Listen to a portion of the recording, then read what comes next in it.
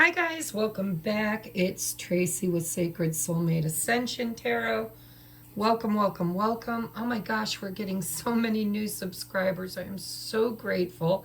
If you're new here and you're really kind of digging my work, or if you're resonating with me, please hit that like, that subscribe, come back and watch future videos. Today we're doing a pick-a-pile reading, of course, Sacred Soulmate Twin Flame style. So if you resonate with that, you found the right channel. I kind of focus and specialize on sacred soulmates and how they affect us on an ascension level, right? They level us up, we learn, we grow, we experience, and we dive deep. So if you find yourself on this kind of a spiritual awakening where you have a catalyst, a human being, an opposites attract type scenario that kind of brought you into an awareness spiritually that you never had before, welcome, welcome, welcome. And for those of you returning, I love you. Thank you for all of your love and support. Today's topic is timelines, okay? I'm not sure if you're aware of what a timeline is in a spiritual sense, okay? I look at timelines like vibrational frequencies. They're highways of vibration, right? So what highway are you and your divine counterpart currently on? And maybe what Spirit's, advice is on how to up-level that. And then we're going to look at the nearest vibrational timeline above that is, and how Spirit says you might be able to actually utilize that or manifest that.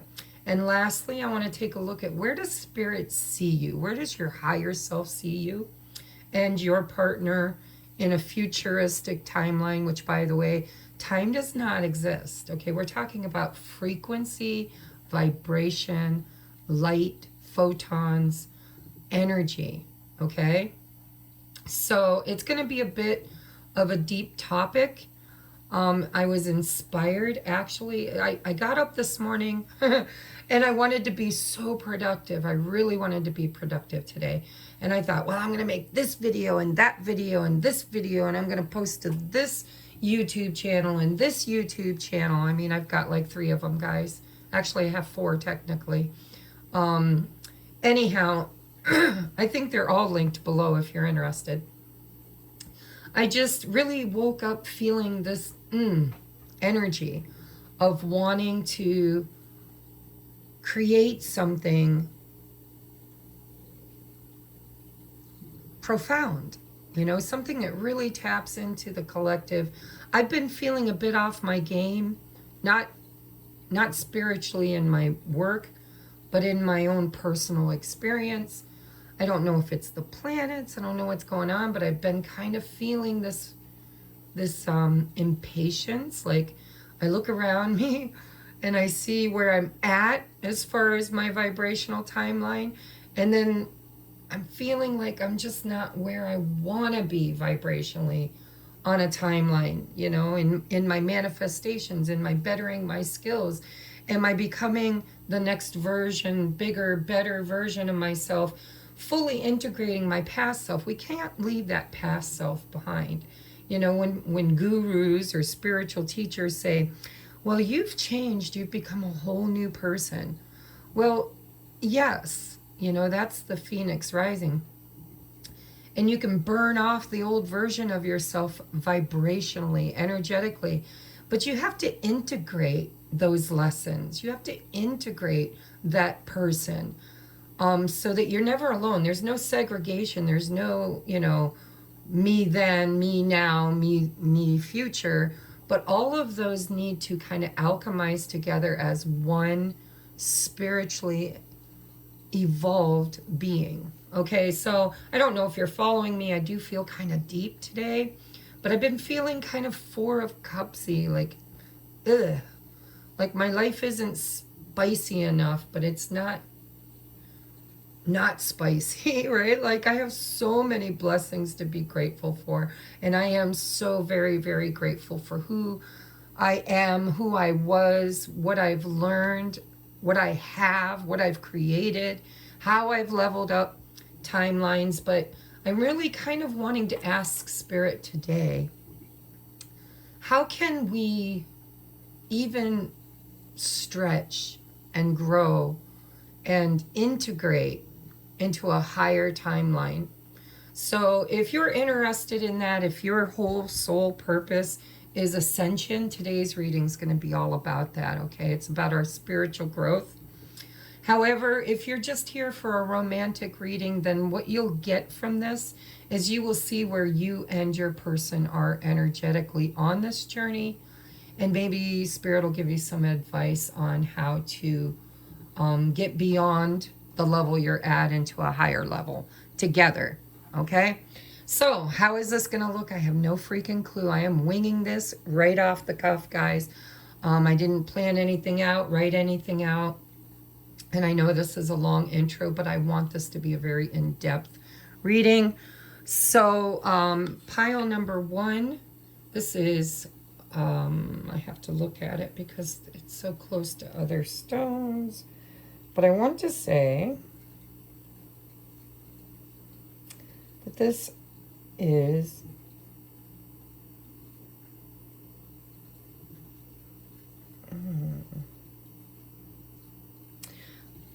I'm not 100% certain, but it feels like larvicite. So we're just going to call it that, but Spirit knows what it is.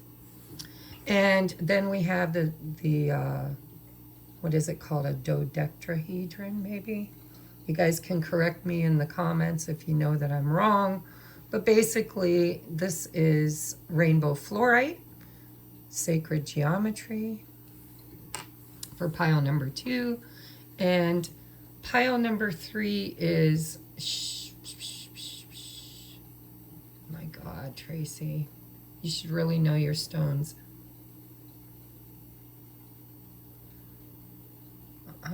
It's just this pretty crystal, which I don't remember the name of, to be honest.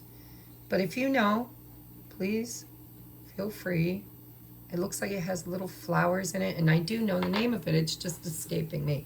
But I always use my big crystals, and today I wanted to give my little crystal some recognition and love, right? So pick pile number 1, which is the Radiant Rider Waite. Pile number 2 is the Wandering Star. And pile number 3 is the Twin Flame Journey Tarot by Mystic Moon Oracles. All right, oh my God, we're almost 10 minutes in. I told you I've been channeling deeply. So I want to take a look at timelines. So we're going to go ahead and start with pile number 1. And like I said, we're kind of winging this, okay? Pile number 1, if you pick this beautiful blue crystal, it's blue, dark greens in it. And it's got a flash in it. Could be labradorite, but it feels more like its cousin, larvicite, I think is the name of it. Anyhow, if you pick this stone, this is going to be your reading. Now, I'd like to say a prayer at the beginning here, and I will try to do this for each pile if I remember. If I don't, then this one prayer covers everything. Dear Mother, Father, God, please come into this space and bless it. Make it holy ground. Surround us in the white light of love and protection. Cast our egos to the outside so that we may be clear channels for spirit communication. Allow me to be the oracle through which you speak, and may it only include the highest and best messages and advice for all who tune in without external interference from any lower vibrational entities or thought forms. And so it is. Thank you, thank you, thank you. I told you guys I am going to be channeling so deep on this. So the first thing I want to know kind of is, where are you currently vibrationally versus your person? And this is going to be a long reading today, so I probably won't get the uploads for the others that I wanted. But first of all, I want to look at the vibration and frequency of both people. And again, Person A versus person B. It is your responsibility as a viewer to not give away all of your power and authority to a reader and just blindly follow what they say. You have to use your own intuition in this reading to see where you fit, okay? And if anything doesn't fit, just don't accept it, because it is a, even though you used your free will to pick a pile, it's still a general reading. Okay, where is pile, or I'm sorry, yeah, where is pile 1's person A at vibrationally in the timeline that they are experiencing? Where are they vibrationally? All right, we have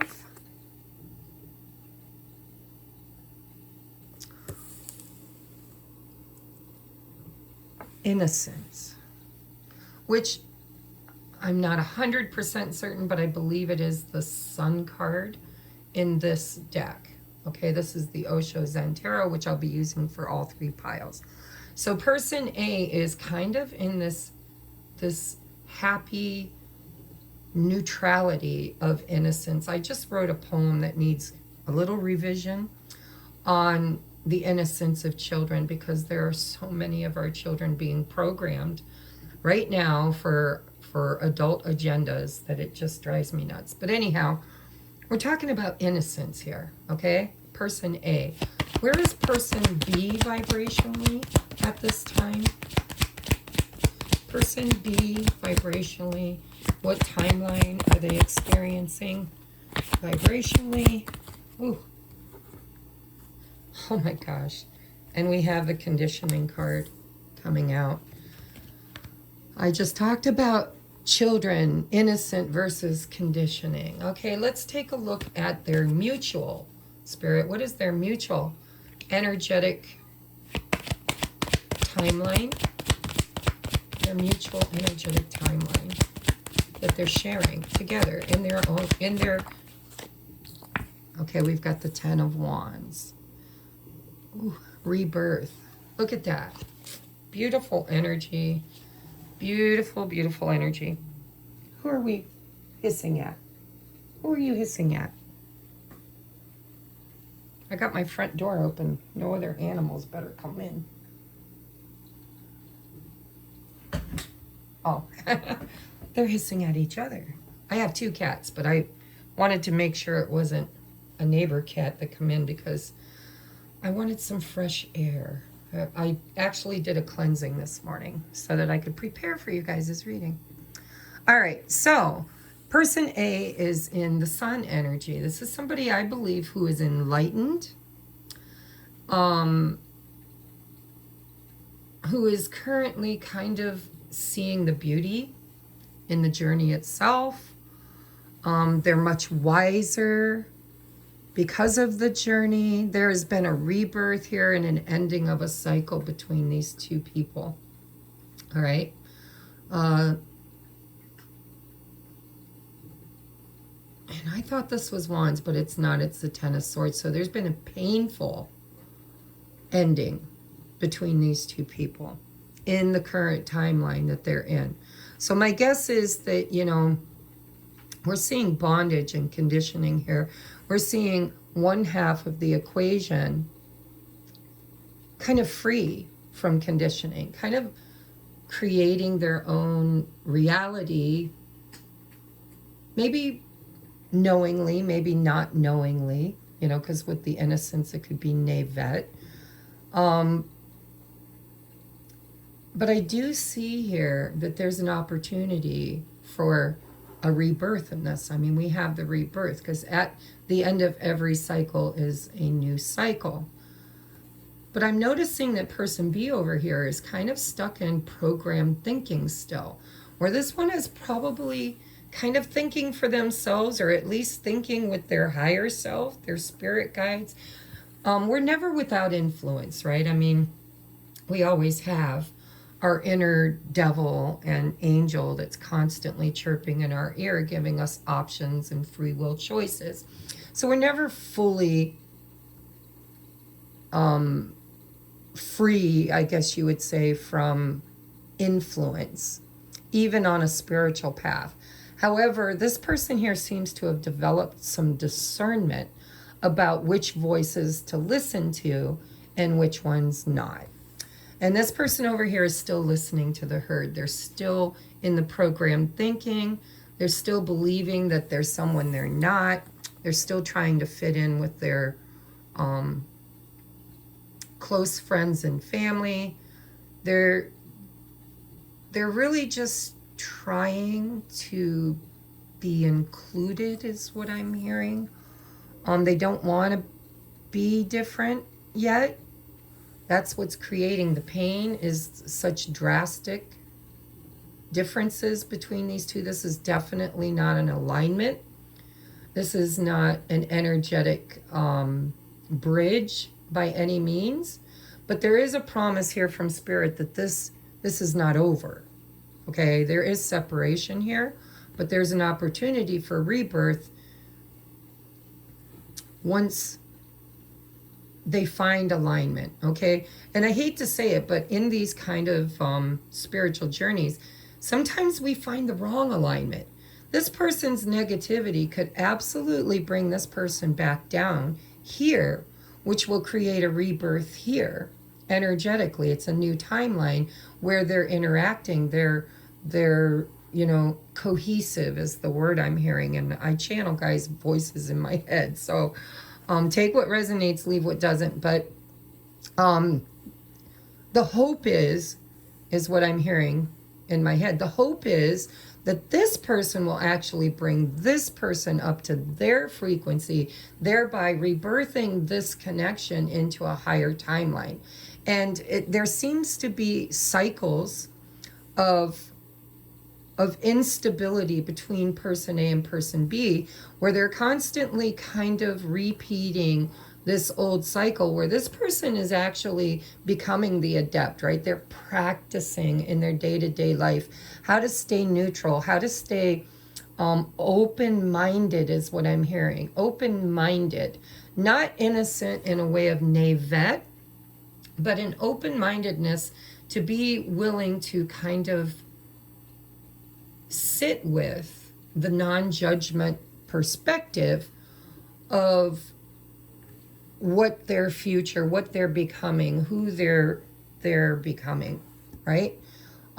Because it's contradictory. Innocent makes you think of a child, which is inexperienced, childlike, unprogrammed, unconditioned, and the wise old man, which says that's not the case with this energy.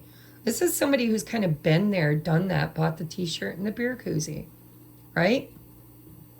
So I like your current timeline. What I'd like to look at now is what is the most, well, where do I want to take this, Spirit? Just talk to me. Let's take a look at what's got this person here trapped. What is this limited belief or vibrational frequency that this person, that's kind of influencing this person to be in this state of energy on this timeline?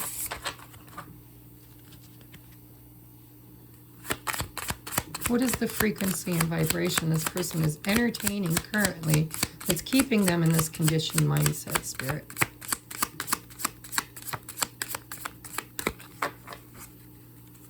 Person B, please. What is their current energetic mindset keeping them?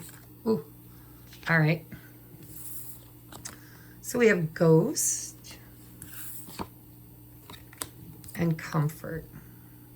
All right, so this person over here, vibrationally, they're flying under the radar, okay? They probably ghosted this person, or just, you know, they've pulled back their energy. And the reason why is because it's too uncomfortable for them right now to challenge their belief system, literally. So the energy...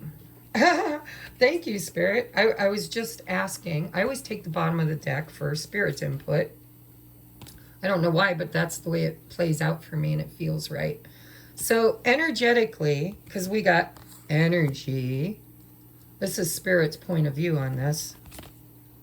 Trust and disruption. So person B has had huge energetic disruptions in their trust. Okay, there has been inconsistency in their life and in their trauma. They've experienced people abandoning them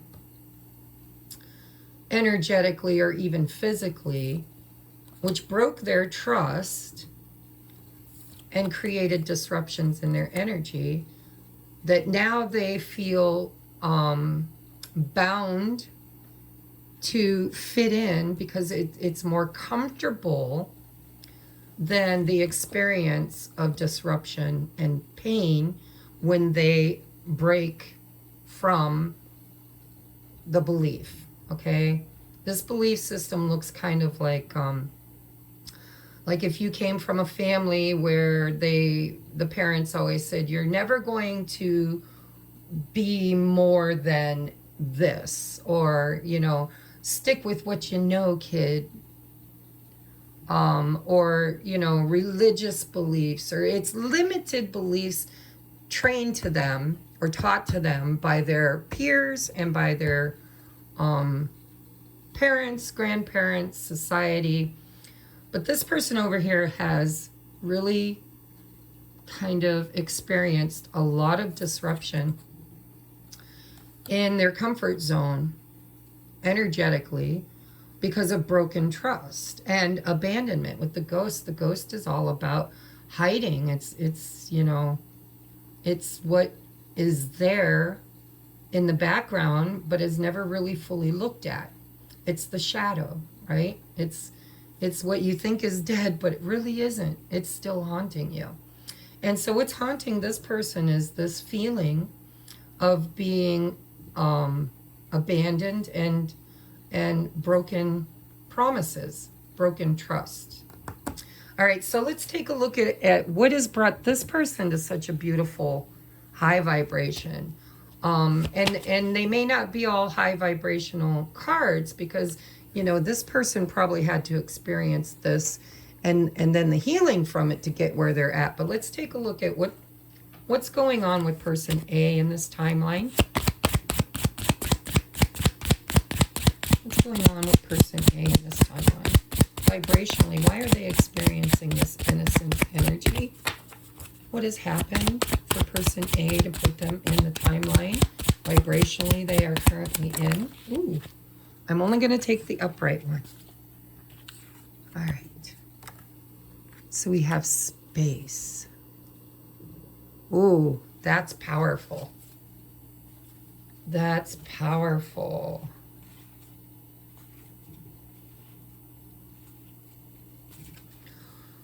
Whew. Can I get, so I'm going to tell you why this is powerful. This person has created space, sacred space. I'm hearing sacred space. This person has cleared their energetic field. They have stopped allowing people with limited beliefs to come into their sacred garden. It's like they've weeded all the naysayers out. They've raised their frequency and vibration by creating not separation, because see, you cannot separate from the collective. You just can't. We are co-creators in a dualistic experience that's called human, right? And we are all creator source having experiences to evolve and grow. I mean, there is no separation, but there can be space, and there can be separated sacred space whereby you have healthy boundaries, not allowing certain negative frequencies into that space because it's your sacred space. Does that mean this person doesn't go out in public or to stores or to events where they absolutely are in energetic fields of other people who are not in this sacred space? Absolutely not. But this person's learned how to protect and kind of hold their frequency. Hold their frequency. It's like a bubble of energy around this person. So tell me, Spirit, anything else about person A?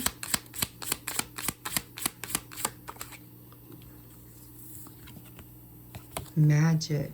Yes, yes. This person is able to see the beauty of magic. And look at, I'm seeing the Vesica Pisces within the sun. And we started with the sun. Can you see that? So the Vesica Pisces is a, it's a, well, I wanted to say sacred geometry, but it's not one of the 9 platonics or 6 platonics. I can't remember. Guys, I just channel. I wish I knew all the answers, but I don't. I just channel what I hear. But the Vesica Pisces, it's divine masculine, divine feminine in balance, in this beautiful yoni state of open-mindedness. This person's very open-minded. They're not in polarity. They're not in distorted masculine or distorted feminine. They're in this yoni state. Now remember, this could be permanent. You know, this could be something this person's really learned to walk the walk, walk the talk, right? But it can also be frequency and vibration that they fall in and out of. So Spirit, tell me anything else I need to know about this person's frequency and vibration in the current timeline, in their current timeline. One more, please, and then I'm going to take a look at the bottom of the deck. Okay, we have fear. See how that space gets a little narrower when we fall into fear? So I feel like this person has faced their fears, a lot of them. But they're still active in this timeline. This is not completely, we've got 2 very dark cards with 2 very bright cards. So this person is still dealing with and healing and clearing fears within them. Okay, so they're still able to be triggered, which is normal. We can all still be triggered, right? But when this person falls into their fears, they fall out of this magical state of manifestation, you know, because the yoni is through which anything creative is born. It's the womb of the Divine Mother. And in coherence with the fertility of the Divine Masculine. But there's still fear here in this timeline. What's creating that fear? What the Spirit had to say about it? We have frustration. See, there's still this feeling, this fear of not fitting in, which is kind of mirrored over here in their divine counterpart. It's the square peg trying to fit into a round hole and feeling like they don't. I can't. I don't fit in, but I want to. There's still this fear of not being accepted because of how different they have become on this journey. They're probably finding it hard to find other people in this frequency and vibration to kind of feel at home with, right? So their fear is still here of wanting to fit in, just like this person, and holding their space and their frequency very well. But maybe, just maybe, person A falls out of this vibration when they start getting out into the world around other people that conform and they're not willing to. So there's probably still some fears here around not fitting in. But we do have balance. This person is able to balance more often their energy. I'm seeing like a practice, like they're out of balance, into balance, out of balance. It's kind of that 2 of Pentacles energy.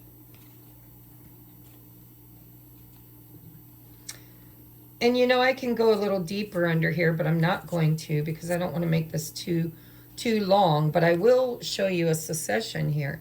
We have confidence. We have anxiety.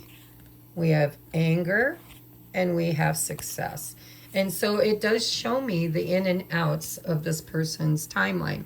I would be willing to bet if you resonate with being person A, you would also kind of question whether or not you resonate with being person B, because it feels like there needs to be an internal balance, and that's why there's no congruence here for union energies. That's why there's separation right now.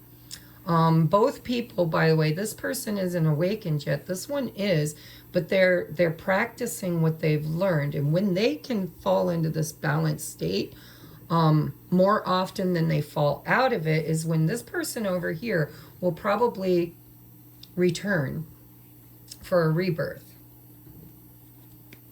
All right, so let's take a look at Spirit's advice. What frequency do they need to be in together? I think we already tapped into that, but let's see what Spirit says. What do they need to do to bridge this gap, to find this balance? We have strength. So this is all about courage to embrace the spiritual teachings, to courage and strength to not give up, to not fall into lethargy, to overcome past programming. And we have the Death card underneath it. Oh my God, how beautiful. How beautiful. All right, so I'm just going to show you what I see. I'm not going to go into all of it, but that's the transformation. Spirit's saying strength is what will transform, and leave this Ten of Swords in the past. I feel like it's strength to dare to be different. And then we've got hunger with abundance, love, creativity, with movement, flow, and growth. And then we're back to that determination with strength. So Spirit is saying, you know, this is a journey whereby these people are learning to embrace, with that hunger card, it feels like embrace this death, embrace this pain, this anxiety, this grief. Go through those 5 stages of grief. And when you get to the other side is when you're going to hunger for the abundance of love and creativity, which will create flow and movement toward growth. Beautiful. It's beautiful energy. All right, I don't know how in the hell I'm going to do 3 piles like this. So I'm going to draw some tarot now. I want to know what Spirit has to say in the tarot about how can they level up. All right, what's the next highest level that these two are working toward, so that, you know, we can do a little prediction here. If you guys are able to find this balanced state, what is the timeline that's going to appear through the potential of what's happening in the current timeline? What is the newest highest, not highest, I don't want the highest, Spirit. I want the next highest timeline that these two people are working toward. The next step, the next, you know, it could be a quantum jump. We can do quantum jumps. We're down for that. But I just want to see what Spirit has to say about the potential of where this is going into its next phase. Ooh, thank you. Yes, into its next phase, which brings me to my Sacred Soulmates Oracle deck that I created, all about the phases of these Twin Flame Sacred Soulmate journey, all of which I have experienced except for long-term union, which I'm working toward, and I believe we are all working toward. But I'm going to give this a riffle shuffle, and I'm going to ask Spirit to let us know where is the next phase. Like, what would the next phase look like? What if these two can find congruence energetically? Whether, you know, it doesn't matter, because listen, we're not asking for perfection here. We're asking for Spirit to kind of be real with us. Is this person's energy more of a pull on this person, or is this person's energy more of a pull on this person? And what is the most likely next cycle that these two will experience together based on what Spirit sees currently in the energies, in the prediction of the energies. So what phase will this bring these two most likely to, Spirit? What phase of the journey will it bring these two most likely in the next cycle, right? The next phase, because we got a Ten of Swords. That's the end of a cycle. Thank you. Ooh, Spirit speaks to me to being guided. Yes, bottom of the deck is a Tower moment. Thank you, Spirit. And then we have, I've grown and you make me look deep within. Who am I? What do I want? Why am I here? And we also have, I need time to focus on me right now. So I'm going to tell you why this feels right to me, okay? And you don't have to take it if it doesn't feel right to you. But I feel what Spirit is saying is that the most likely energetic outcome of this Ten of Swords ending was this Tower moment.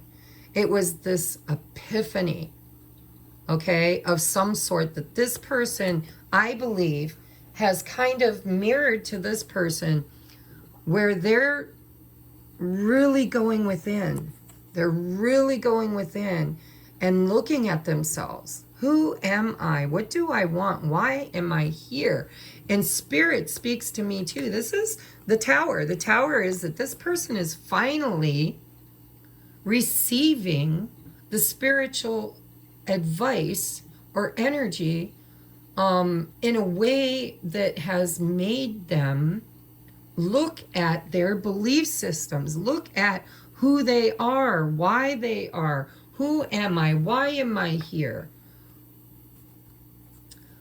It feels to me like this person is awakening. Because why? Because this person over here is grown. And I do believe person A's energy is influencing person B to really kind of focus on themselves, because this person's grown and is only focused on themselves right now. So this is working for you if you're person A. If you're person B, this is kind of an opportunity through downloads, through signs, synchronicities, love songs, through looking at this person, watching this person grow, watching this person focus on themselves, has kind of, it feels like, created this Ten of Swords, this pain that has triggered this person's abandonment wound, right? Taken them out of their comfort zone, energetically breaking and disrupting their trust. It's triggered this person. It was a Tower moment. That's why there's pain here. It's why it's an end of a painful cycle. But Spirit's saying that they're being divinely guided to look within, right? And to have the strength for this rebirth, for transforming, for changing. Wow, I haven't even got to the tarot yet. All right, Spirit. I don't know if I need tarot, but we're going to get some tarot. What is your advice? I want to know your advice for these two people. We're going to get advice, and then we're going to get literal advice. Oh, we got 3 cards, and I do believe I'm going to take them. So we have the High Priestess, the Ace of Pentacles, and the Two of Wands. Bottom of the deck is the Two of Cups. This is beautiful. So what Spirit's saying is, on this timeline, if you can maintain this Spirit talks to me too, if you can really listen to the higher self, listen to the guides and angels, those who are trying to guide the two of you back together for a rebirth. This is all about investing in a better version of yourself. Okay, because the Two of Wands is a choice. It's a choice whereby this Ace of Pentacles is the seed for the new beginning, for the rebirth. This is the seed, okay? But that seed has to be taken out of the comfort zone and planted through free will choice, because we have two twos. This is divine masculine energy of, this is divine feminine and divine masculine back here in this harmony, planting a seed for the future together towards this Two of Cups.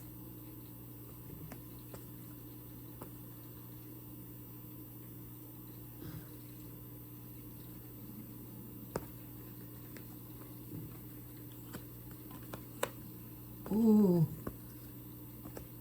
Yes. So the transformation that whoever resonates with being the divine feminine, who I would say it's probably this person over here, but actually this is what you're working toward right now. This is growing and focusing on self, and this is the yoni. This is the divine mother. This is the womb of all creation. There's a new seed wanting to be created between these two. But what is separating the two right now is belief systems. It's the Eight of Swords. That's what's holding, I believe, this person over here in this energy of the Eight of Swords, of not being able to fully see yet how to balance and calibrate and how to actually be, through free will, in a very mutual energy with person A. And so this is what needs to be overcome right here in order to create union. This is what needs to be overcome. So let's take a look at a shadow card to see what that looks like. What is this Eight of Swords here? Why is this Eight of Swords here? Why is the Eight of Swords here?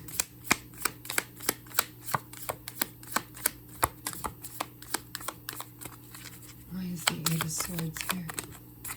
Coffin, it's that ending. It says endings bring new beginnings, growth, change, liberation, and transition. So the only thing that's going to save this timeline, or create this timeline, I'm not going to say save it, but create this timeline, is this person over here is going to have to stop with this conditioning, pretending, you see, he's a lion, or she's a lion, whomever is a lion, pretending to be something it's not, wearing that mask, right? Wearing the mask. It says not showing true feelings, hiding, personify, pretending, deluding. And then we have, you know, what needs to happen is this person needs to kind of kill off this sheep that it's carrying around on its back and step into their full empowerment of that strength card, right? We had strength back here. So that's it, guys. I don't know if I can remember how I did that for pile number 2, but I'm going to get you some advice from Spirit. Spirit, what is the advice you have for these two people to reach this next timeline? Okay. What do these people, how? Like, how can you help? What advice can you give? We have wants versus needs. I know it says and, but I take stock of my relationships and I'm honest about what I want and need from the people in my life. I note the difference between the two. Wants are negotiable, needs are not. Both may be desired and either be acquired. But that's getting into Venn diagram territory, and no one wants to draw one of those, though some of us might need to. So it seems to me here like there's a lot of differences energetically between the two of you right now. And it's because one person is kind of, I feel like one person has expressed their needs. And they're also kind of recognizing, or should recognize if they're not, that there's a big difference between what we want versus what we need. And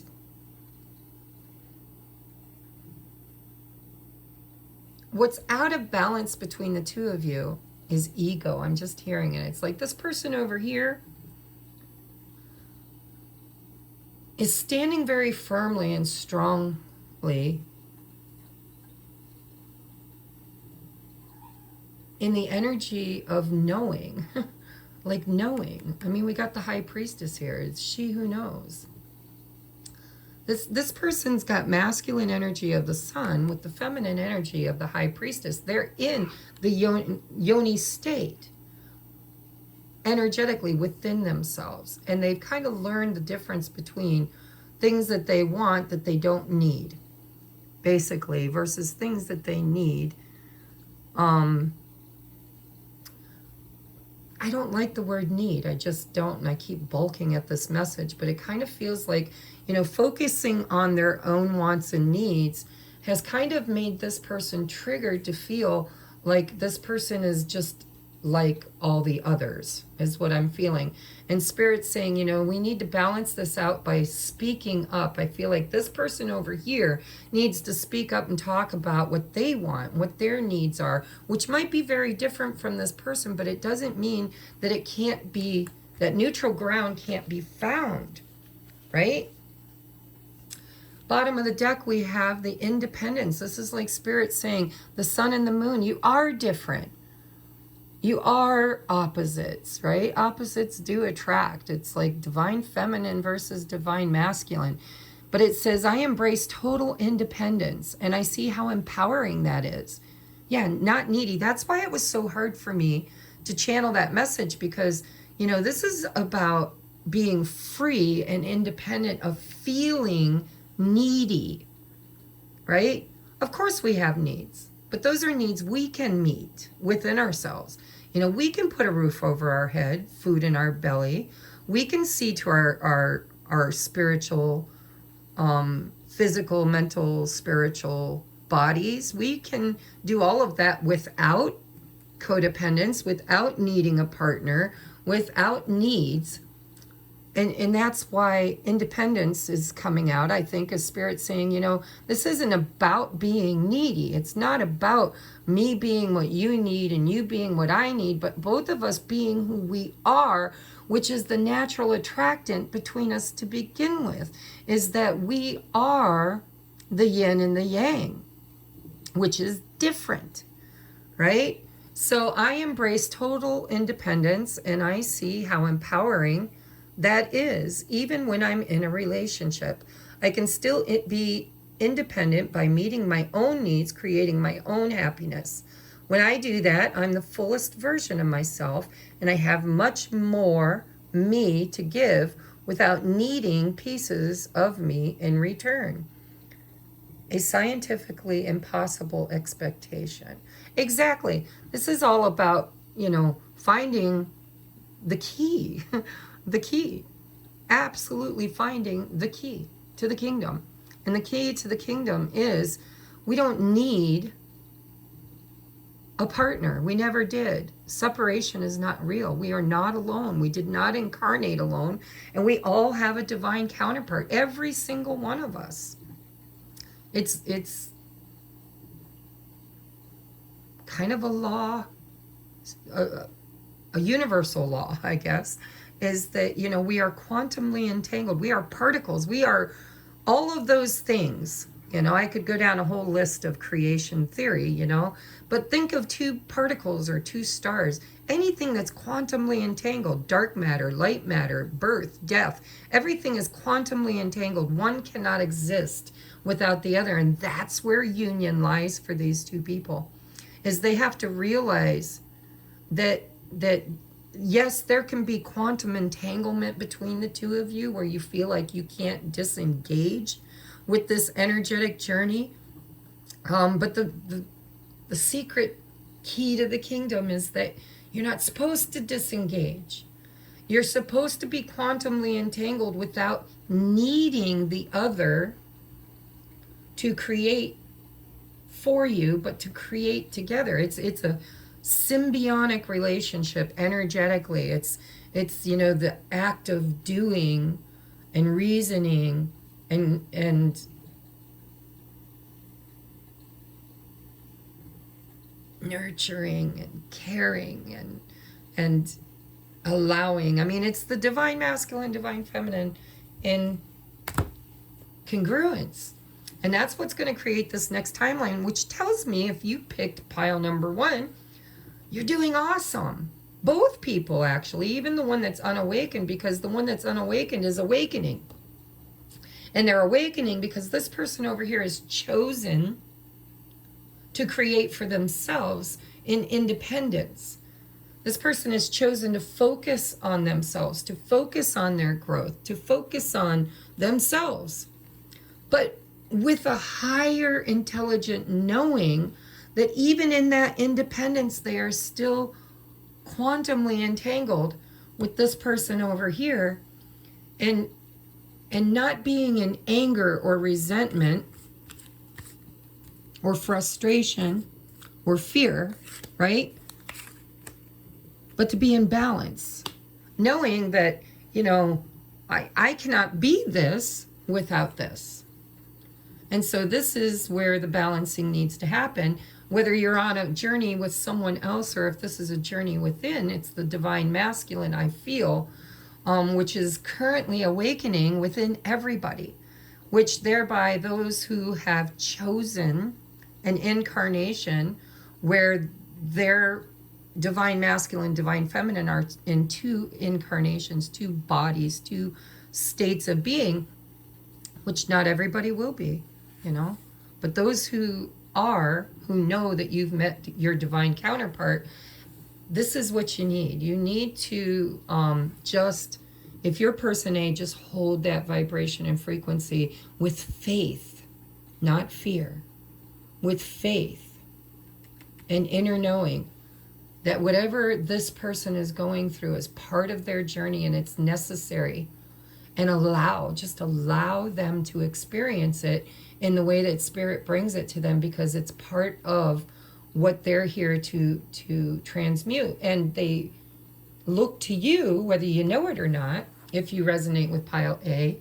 If you don't, then make sure you look to your counterpart to see what they're doing and to tap into their energy and frequency in order to help bring you into this rebirth state of, you know, it's not rebirthing into a new you, it's rebirthing into you, finding yourself, right?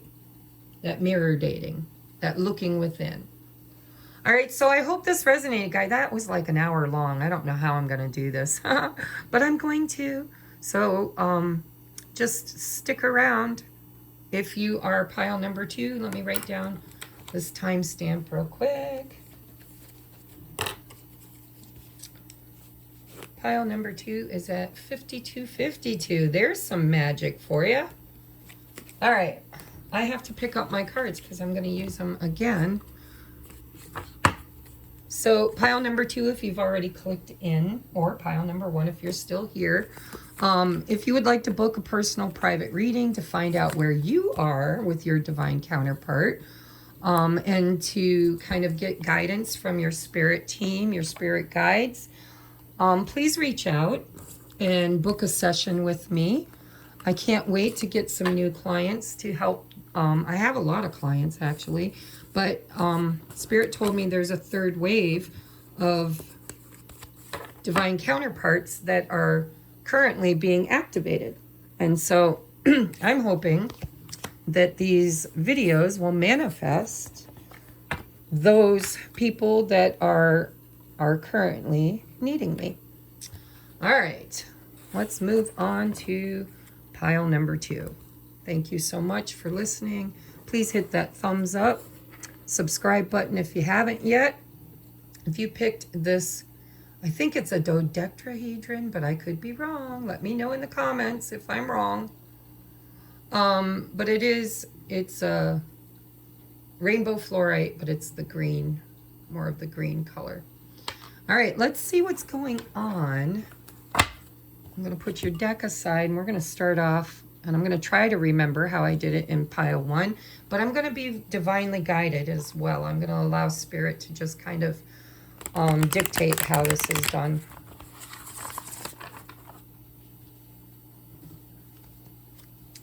All right, Mother, Father, God, please come into the space and bless it, make it holy ground. Surround us in the white light of love and protection. Cast my ego to the outside so that I may be a clear channel for spirit messages. And so it is. Thank you, thank you. Now, I don't want to shortcut you guys, but I don't think my phone will allow 3 hours of recording. So I may have to try and channel a little more quickly with you. And that's because I have a model now to go by. Pile number 1 was off the cuff. I wasn't sure how Spirit was going to do this. And so pile number 2, yours should go a little quicker if I quit talking. All right, Spirit, please tell me where person A is energetically in their timeline. Like, what are they experiencing on the timeline they're in energetically versus person B? Where's person A energetically on their timeline? What are they experiencing currently on this journey? What timeline? Energy, frequency. Ooh. All right, thank you. Ooh, we have intensity. I believe that is the Knight of Wands. Okay. Let's look at person B, Spirit. Where are they energetically in their timeline?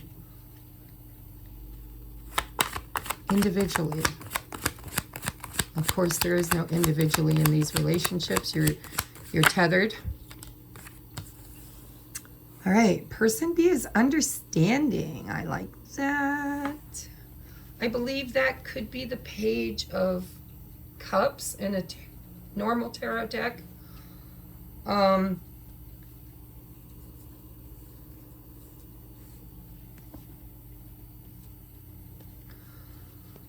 Okay, tell me the energy they're sharing in the entanglement. What timeline? What is this created for a timeline? These separate energies. All right, we have the Queen of Swords. Yeah. Okay.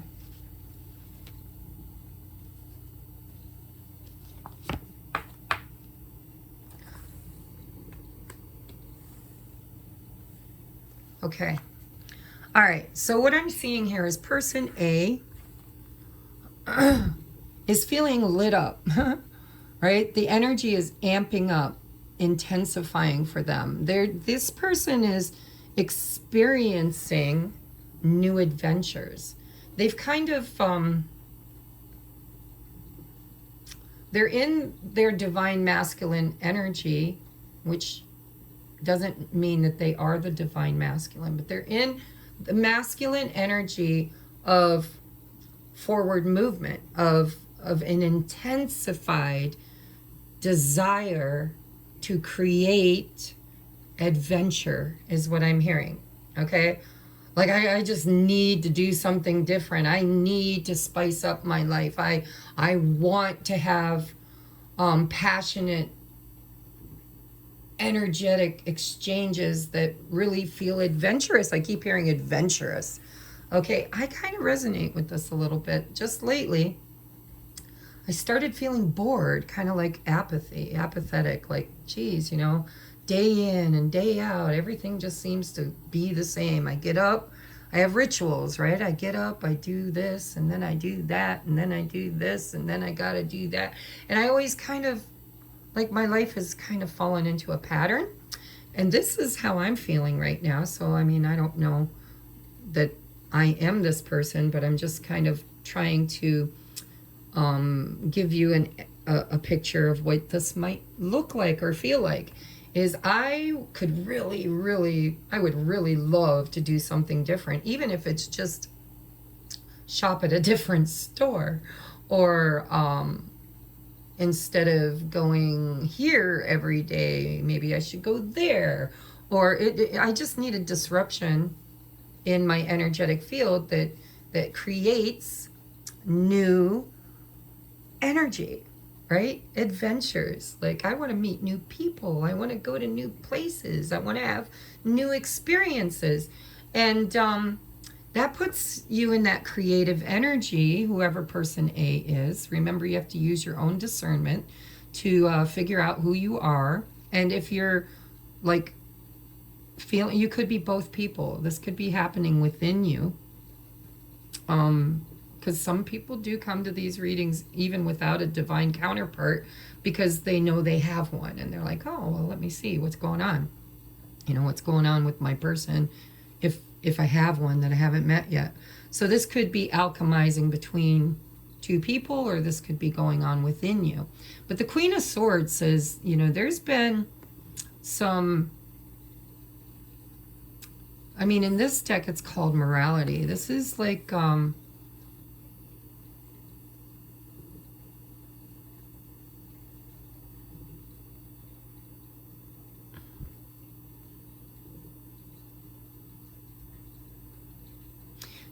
I mean, with the laziness cards, this is the Nine of Cups. I mean, the Nine of Cups is supposed to be about going after your wishes. It's about receiving, sorry about the dicto deck, but I've had this deck for a very long time. It was the very, very first tarot deck I've ever worked with, and it holds so much magical power. I can't replace it, just not yet. But anyhow, this person's sitting on their laurels, right? They're sitting there, they're enjoying life. They've kind of gotten lazy about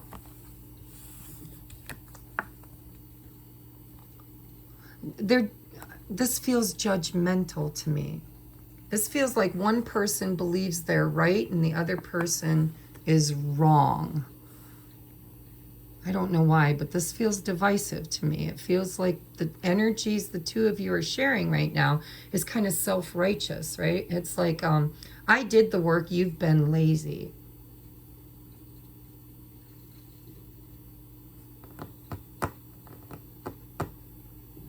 But in their own individual experience, this person is fired up. They're feeling impatient. That's what it is. They're feeling morally right and impatient with this person. But this person over here is very intuitive. They kind of understand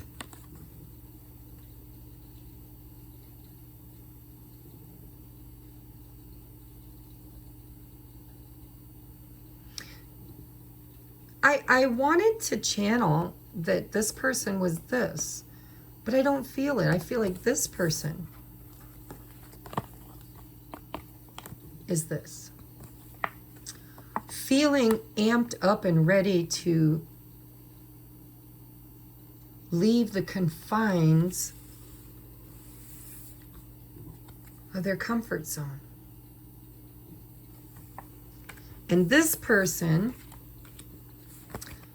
is kind of out there with their tribe, they've got like-minded people. They understand what it feels like to be the person that's stuck, the person that really is in limited, fear-based reality.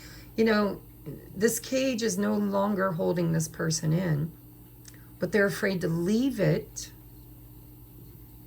because it's safe.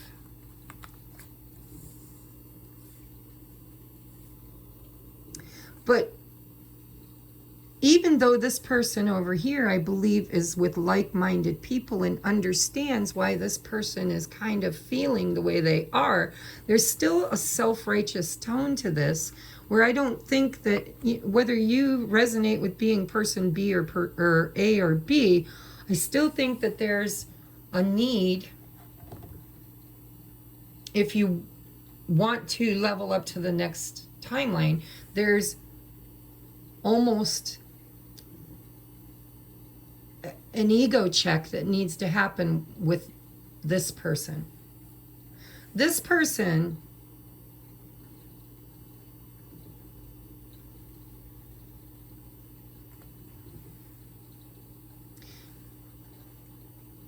not only understands that this person is stuck in a comfort zone despite their desire to free themselves of it, but there seems to be a little bit of ego here whereby this person's like, look at me, you could be like me, you could be free, right? It doesn't feel like this person's understanding is of the highest vibration, but it is a catalyst for this person over here to kind of move, and I don't think they've moved for a while. I think they've been being pushed, poked, and prodded to get up and go for the 10 of Cups instead of, you know, they're kind of okay with their life. They're complacent. It's like person A has kind of previously created a cushy life for themselves. All of their needs are met, right? It feels like they're not needy. They're I don't know if it's, you know, financially or what it is. But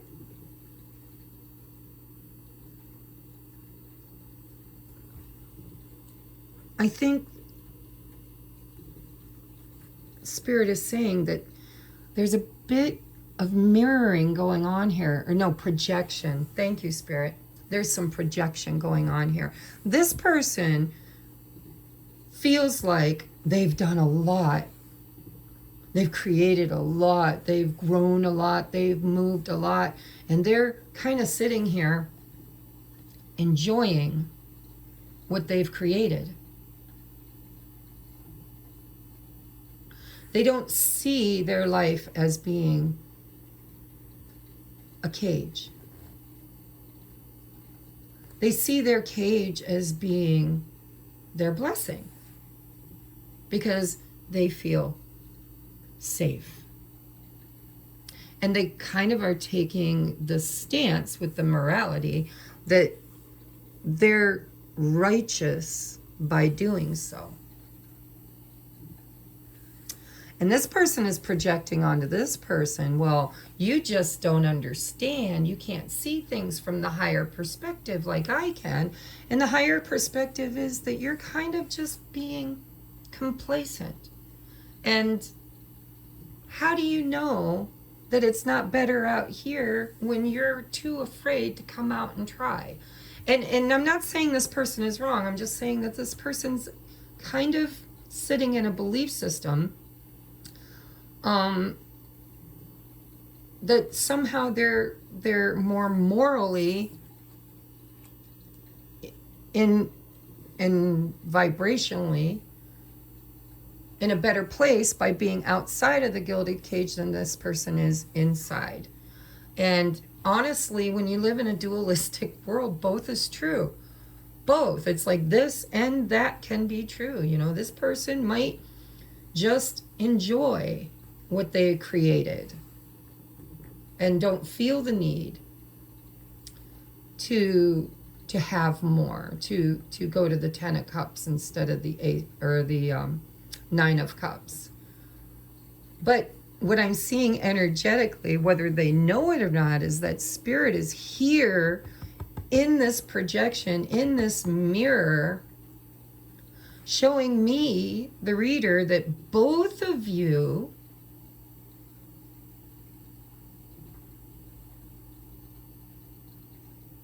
are being judgmental and complacent. Like this person hasn't reached their highest and best life yet. And just the fact that they feel the need to save this person. Because see, that's what we do. We try to save each other, don't we?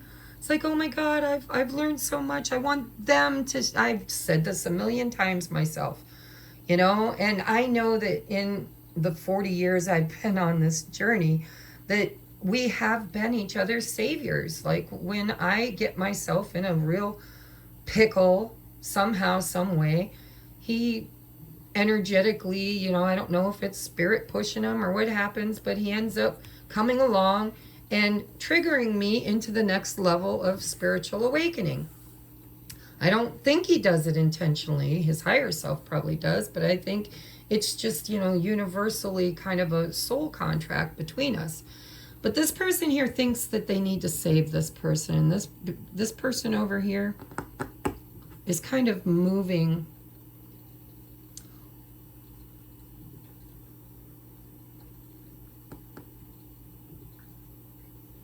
this person is, I don't know why. I haven't seen the why yet. Why? We'll look at it. I can't channel the why for you, but for whatever reason, I feel like this person has been activated. This person now is ready for a new adventure. They're ready to bust free. But I don't think it's because this person here saved them. I think this person over here thinks that they saved him. But I think actually this person is a new desire. There's something new that this person wants to pursue badly enough that it's been poking at them. And it's taken them beyond what they think is righteous to what they now are desiring. There's a new desire for this person here. I'm going to take a look at that. I want to know what that is. I don't remember how I did this for the other group, but I'm going to do it.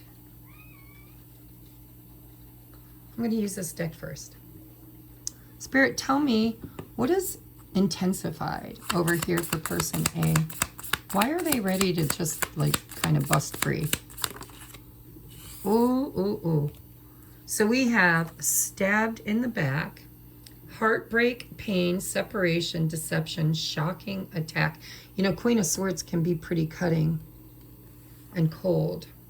And then we have the chaser. Chaser and codependent relationship, fear of abandonment issues. All right, so that's why. This person over here is now in chaser mode. And that's a phase of this that happens.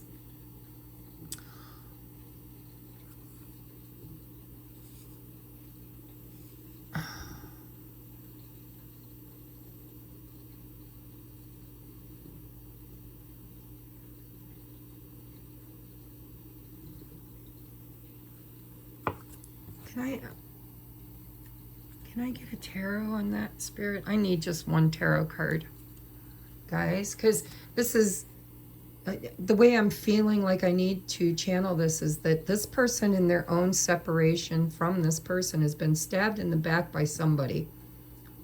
Because the bottom of the deck was the coffin card. Endings bring new beginnings, growth, change, liberation, right? Liberation. Transition. I want to put that here too.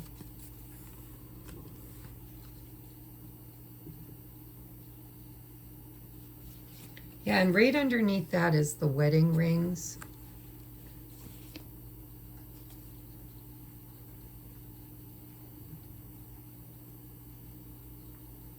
Heartbroken.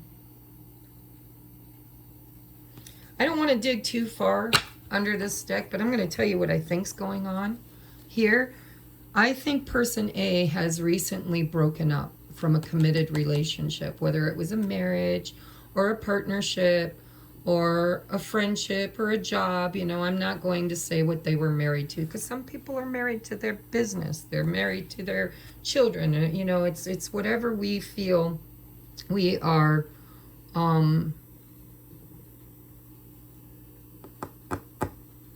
bound to. This person over here has been stabbed in the back in a relationship or a partnership that has ended, which brought them into stabbed in the back, the chaser. This person's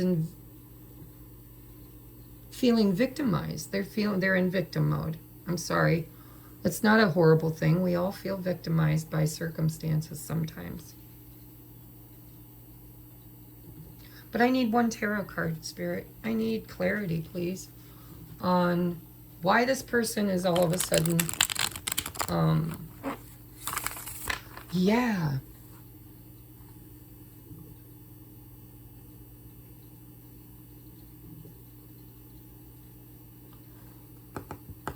Yeah, this person over here, person A, is just, they've just been dumped or stabbed in the back, or they're going through a divorce, or they got fired, or something has come to an abrupt ending that made them feel victimized, right? Chaser and codependent relationship, fear of abandonment issue. This person's now being triggered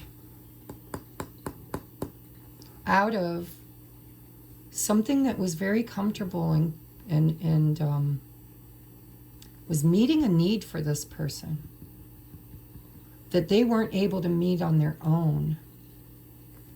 And so now There could be role reversal going on here. Now they're chasing the one person that always understood them. The person that always saved them. The person that always showed up, which is person B. Ooh, I'm getting goosebumps. One tarot card, please, for person A. Why are they in chaser mode? Now they're ready to fight. Now they're ready to fight to win. Yes. All right. They're going to get up off their laurels. It's destined. Divine timing. Yeah, and that brings us right to that Knight of Wands. Oh, my God. And the decision to actually look at the healing with the Page of Cups. Oh, my God. It's all right here under the deck. So, okay, I think you're in role reversal now.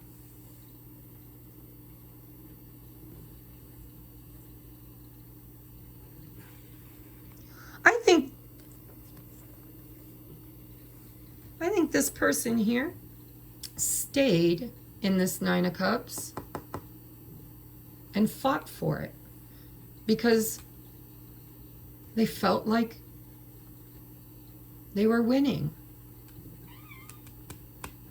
But now they're ready to fight for and chase something new. Not new. Spirit's saying not new. This is, person B has always been there for person A. Always nurtured them. Always inspired them. Always came back for them.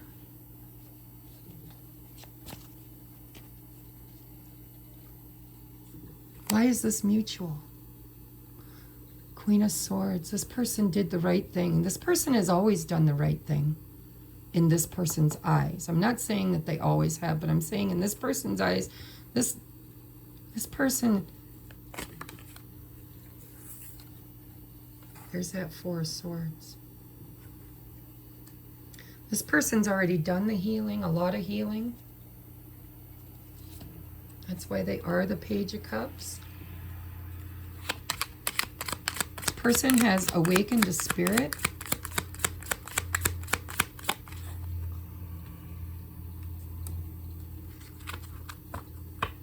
This person waited. All right, so if you resonate with waiting and rescuing, waiting for this person to heal, for this person to kind of maybe apologize, do the right thing. There it is again, after shuffling.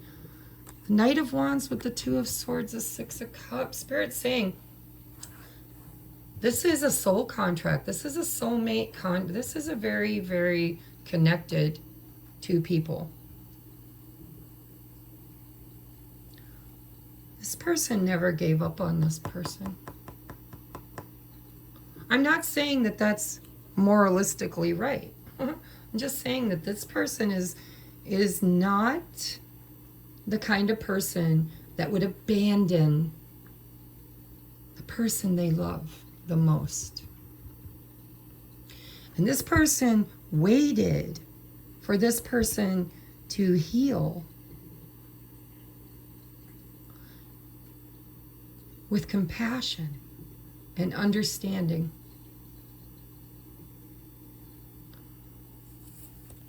Kind of understanding that the choice had to be mutual for the future timeline to show up. I didn't feel called to draw anything from this black deck, the Island Time Wellness deck. For person B. Tell me why person B waited. Why did person B wait? Why is person B trying to be the savior? Yeah, they're hoping.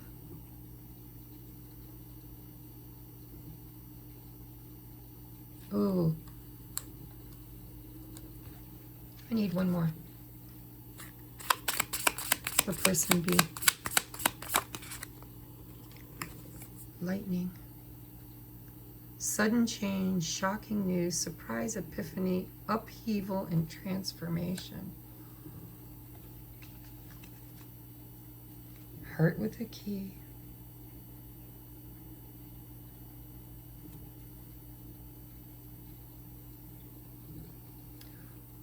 Heart with a key.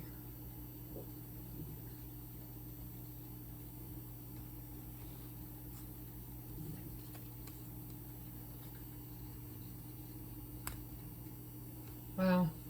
So I'm going to tell you what I'm getting, and this is not going to be for everyone, so do not take this if it doesn't resonate with you. But I'm seeing here a scenario that might be playing out with some of you, where this person just experienced huge upheaval and sudden change in their life that has now pushed them suddenly out of a committed relationship or a partnership somewhere else that ended.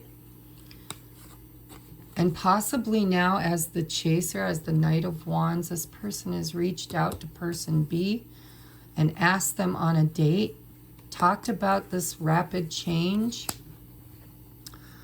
And person B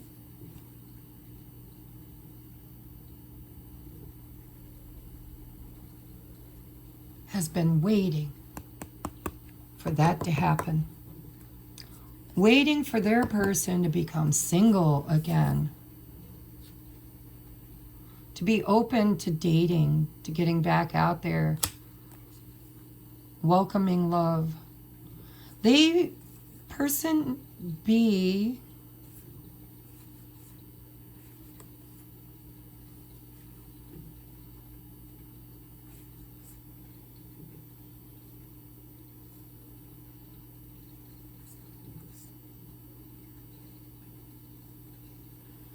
this person had to heal from, like, I feel like they were kind of this narcissist energy, which doesn't mean they are a narcissist. I hate when people assume. We all have, through trauma bonds, the ability to act narcissistic, to even in our healing process. But I think that what brought the two of these people together originally was the empath and the user, the runner, right? The player, Knight of Wands. But look at ascending.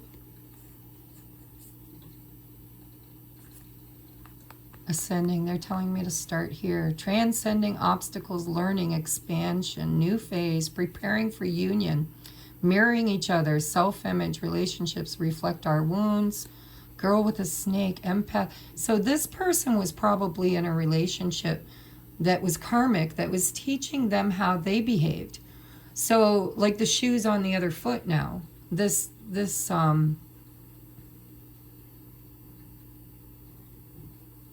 person got a dose of their own medicine. They were probably the empath in a narcissistic paradigm, which is what they energetically were for this person. See how we all work together? It's so beautiful. We are never alone. We are all one. So this person over here waited. Clock. Needs time, takes time to heal. Four of Swords. Progress.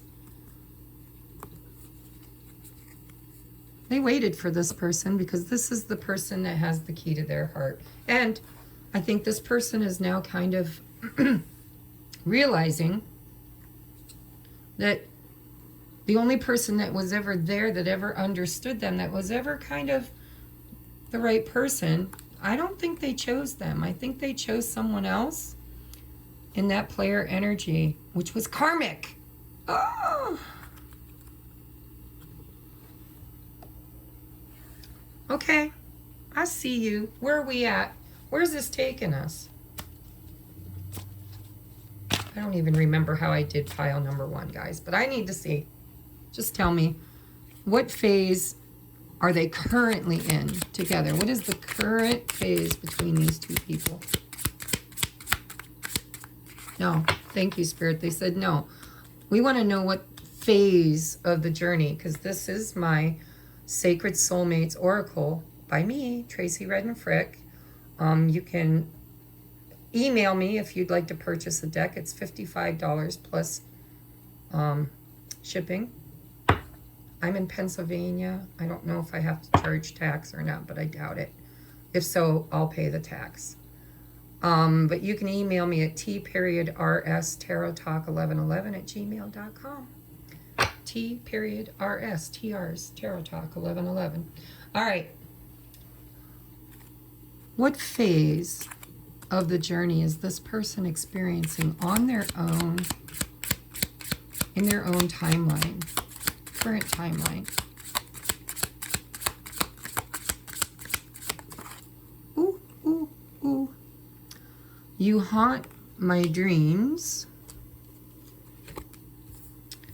And when I'm in your arms, I'm home again. See, that's that Six of Cups. This person, although I do believe they're on the rebound, but I think that what they're doing is they're finally realizing that person B never gave up on them. Never gave up on them. That they had that forever kind of love, right? What phase of the journey is person B in currently? What phase of the journey? Ooh, that went way over there. Look at that. And that exactly feels like that Six of Cups and Page of Cups energy. Friendship phase. This person's like, come on, you can talk to me. You can count on me. Yeah, on the bottom of the deck is the Divine Feminine, the Empress. She's in the, this is in the Empress feminine energy of healing.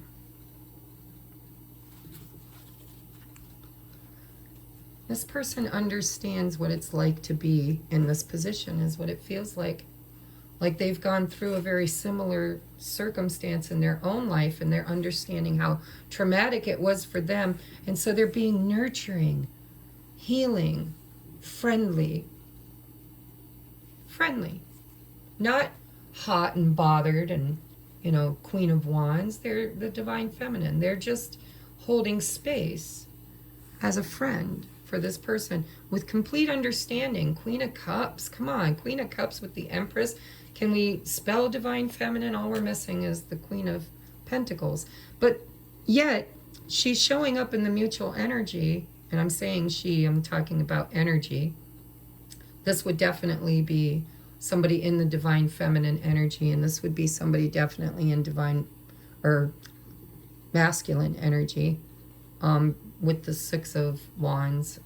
With all the fire, it's all masculine energy. But this person over here is recognizing they're now, it's like role reversal, which I'm surprised that didn't come out. So tell me about the mutual energy between the two of them.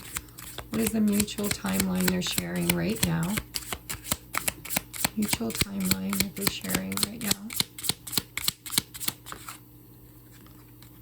Ooh, wake up call, 1111. Sanctioned Ascension. And we had Ascension under the deck. Well, there it is. Ascending.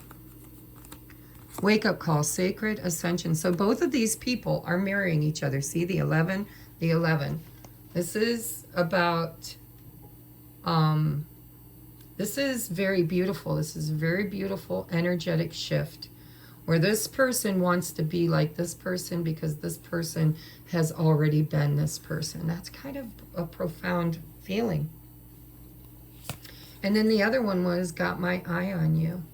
So both people are now kind of focused on each other again. I mean, we've got the target, right? Energetically, they're back in manifestation mode. And I'll tell you why. Because I feel like this person was focusing their energy within on themselves. This person was focusing their energy externally on someone else. And then that equation, that other someone else, was taken out of the equation, which created an energy of this person now seeing this person kind of in a better light. And they want to be, both of them, they want to be, they want to become the highest version of themselves. But I don't think that it was always so. We just don't. All right, what is the next level? What next level? What's the next highest timeline? Or the next highest, not maybe the highest of highest, but what are these two people reaching for? Where are they going energetically, potentially, in this group? Where is the next timeline taking them? What next phase? Ooh, see, codependence. We've got it again, guys, the chaser. Longing, addictive behavior. This person is going to chase this person out pretty intensely by the looks of it.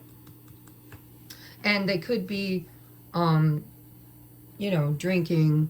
They could be falling into old patterns, old energetic. Oh, and we have divine masculine healing. The chaser. This person has become the chaser, but it's kind of needed. I hate to say it, but it's, look, we've got the healing of the divine masculine with the divine feminine. Where are they headed? I feel so much guilt, sorrow, and regret. That's where they're headed, Spirit? That's where they're headed? No. Okay, that's what they're experiencing, but it's not where they're headed. They're headed with that fire energy. Now they're kind of getting along. Friendship. There's a rekindling here. What is the next highest timeline for these two people? Right down the middle. Oh, no? Okay, thank you. Spirit saying, no, we got to check in on this person. All right, what's the next highest timeline individually for this person? See, individually, this person's healing their divine masculine. They're feeling lost and regret and sorry. Because they just had a realization that this person never abandoned them, which is what they were afraid of in the beginning. Where is this person? What's their next timeline energetically, all by themselves?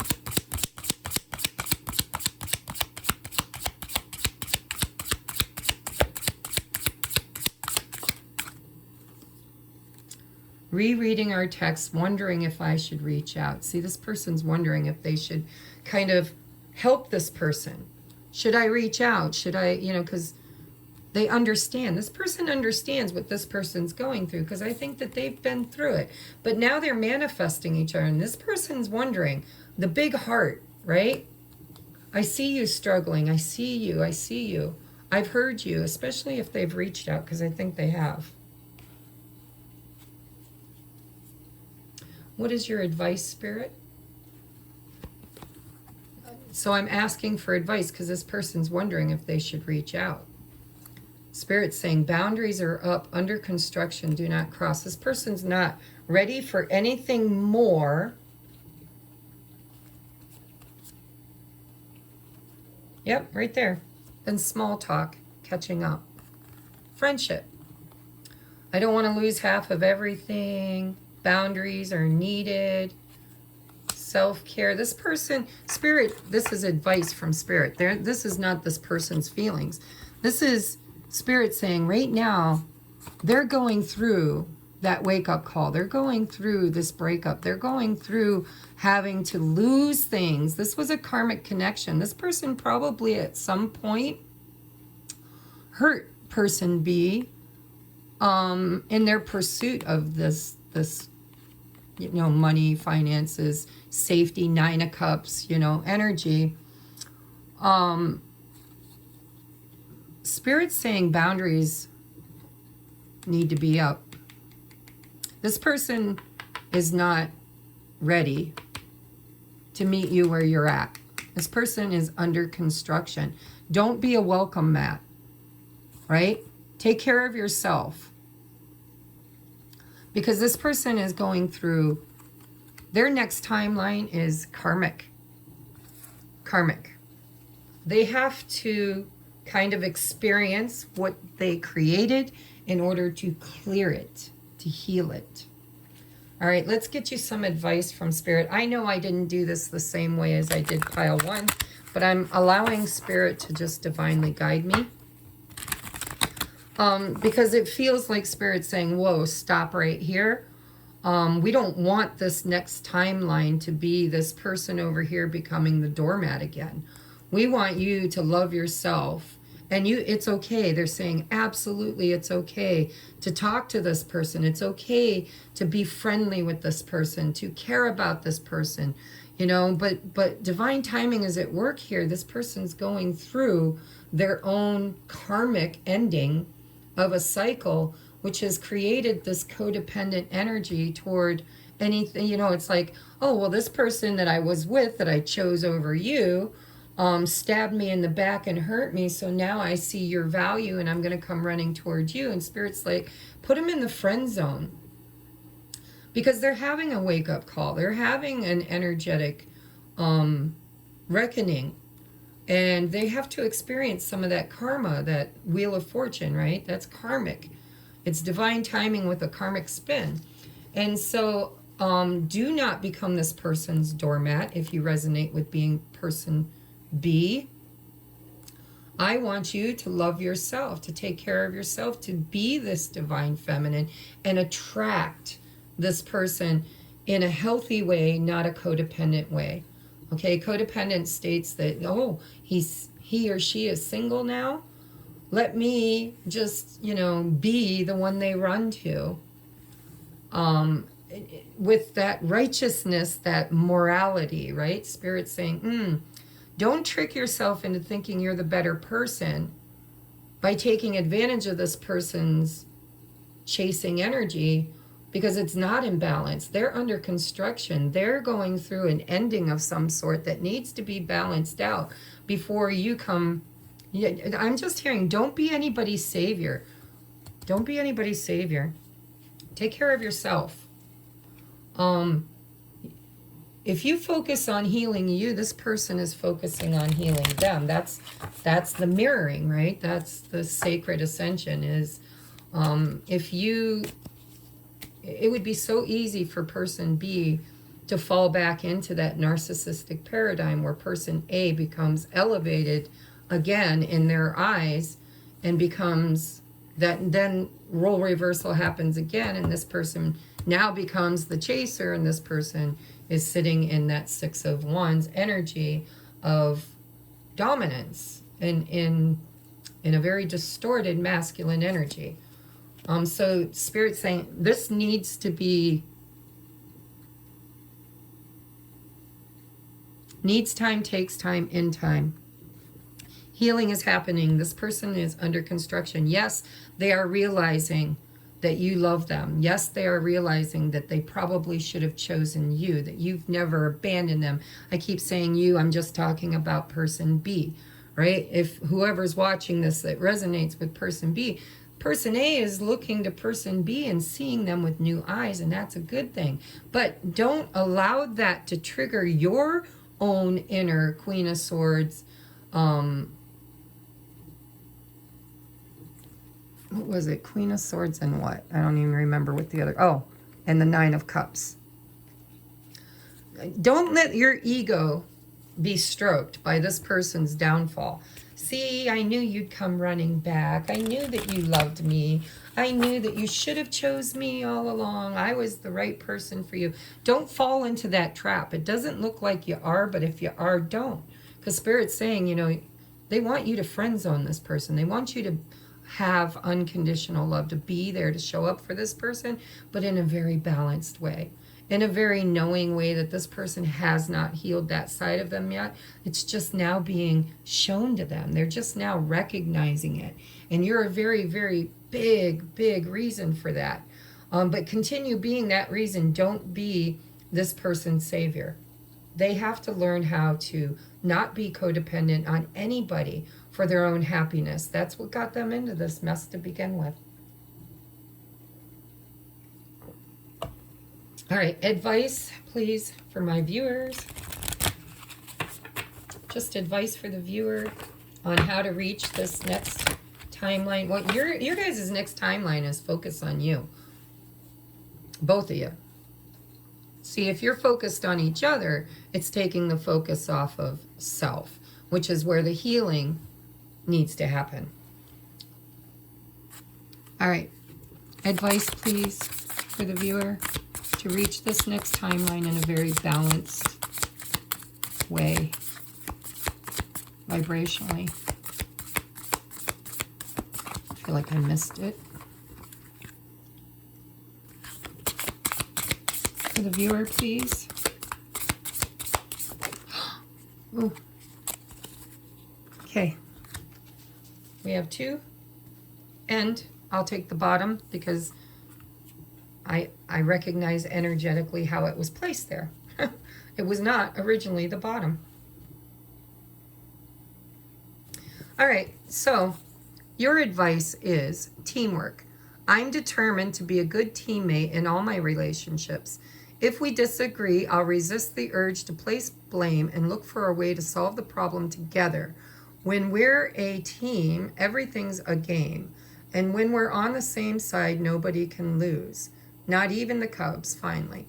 So this Spirit's saying this is going to take both of you being willing to work on this together without falling into distortion. If you really have evolved to the divine feminine healing and they've evolved to the divine masculine healing, then it is a team effort, right? You can role model for this person and you can help them as a friend. Isn't this ironic? I did just that with mine. You know, this person might call you up and say, hey, I need some help with paperwork, or I'm going through this, that, and the other, and I could really use a helping hand. Maybe they're moving.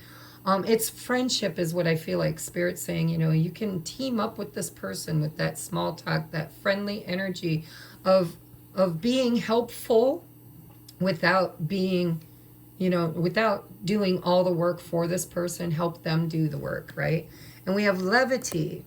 It says laughter is the best legal medicine, and it looks like it's time for you to take a sweet, sweet hit of it. When someone annoys you or a plan goes awry, try finding something funny in there.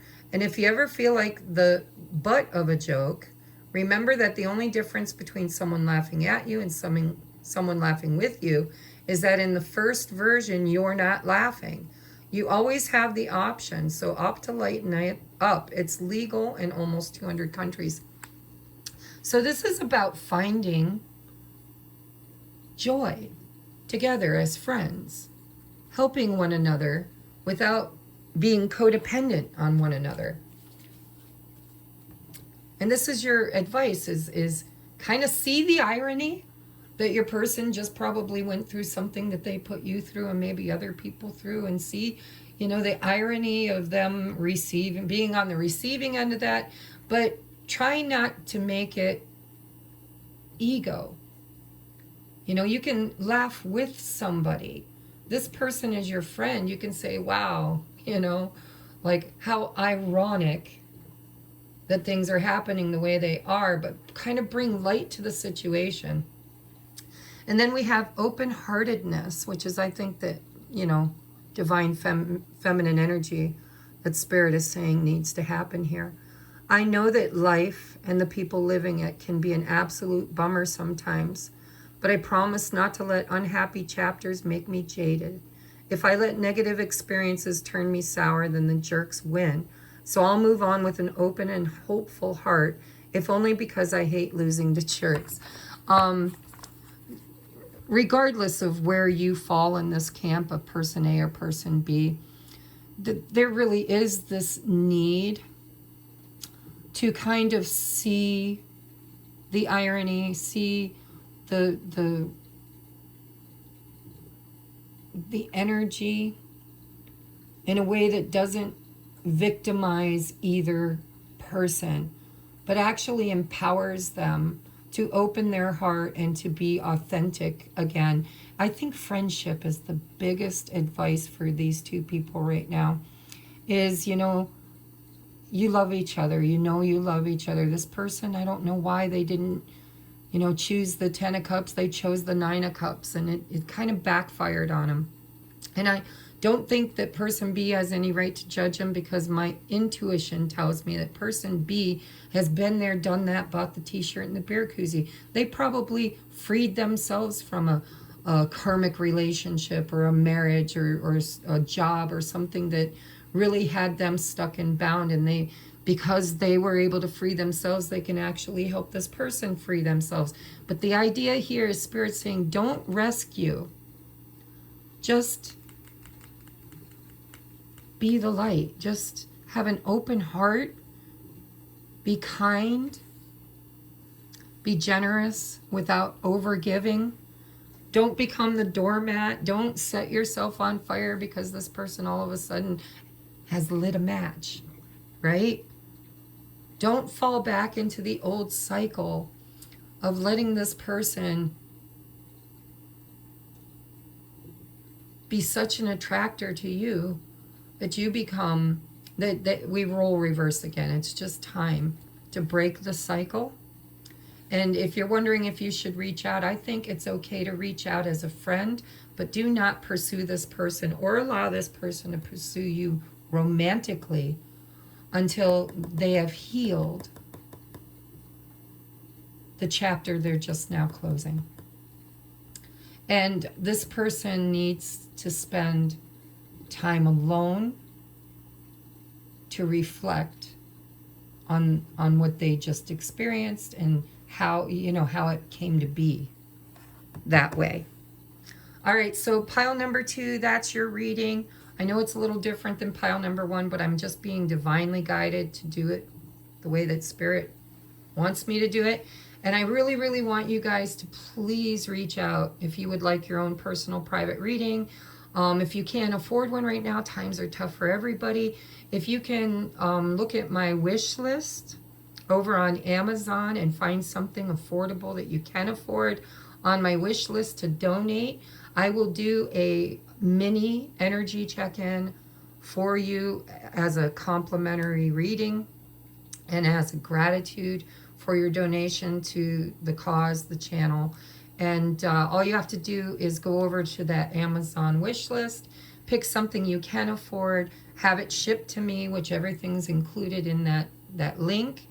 Amazon will ship it right to me. Make sure you put a gift receipt in there, or email me, either or both, what topic or question you have, and I will absolutely make you a 15 to 20 minute reading video and send it to you in gratitude. So that way everybody can get help without having to really, you know, kind of go too deep. But if you need deep and you can afford deep, reach out, because you see, I can channel deep. And sometimes that's what we need. All right, so we are at 148.15 for pile number 3. All right. So while I'm doing some basic housekeeping here, cleaning up my mess so we can go on to 3, I just want to say thank you. Thank you for being here. If you like my deck and you would like to purchase a copy, it is $55 plus shipping. You can email me at t.rstarottalk1111@gmail.com, or we can shorten it and you can go to my other email, which is just my name. It's Frick, F-R-I-C-K, Tracie, T-R-A-C-I-E, @gmail.com. And we will get you a copy. And if I get at least 25 people that want a copy, I can get it to you for $45 instead of $55. So I'm going to hope that, you know, we get a lot of people that want one. So everybody wins and everybody saves and everybody profits. All right. Don't forget to hit that thumbs up. Moving on to pile number 3. All right. I never used the tarot. I'm sorry, guys. I just didn't. I wasn't called to.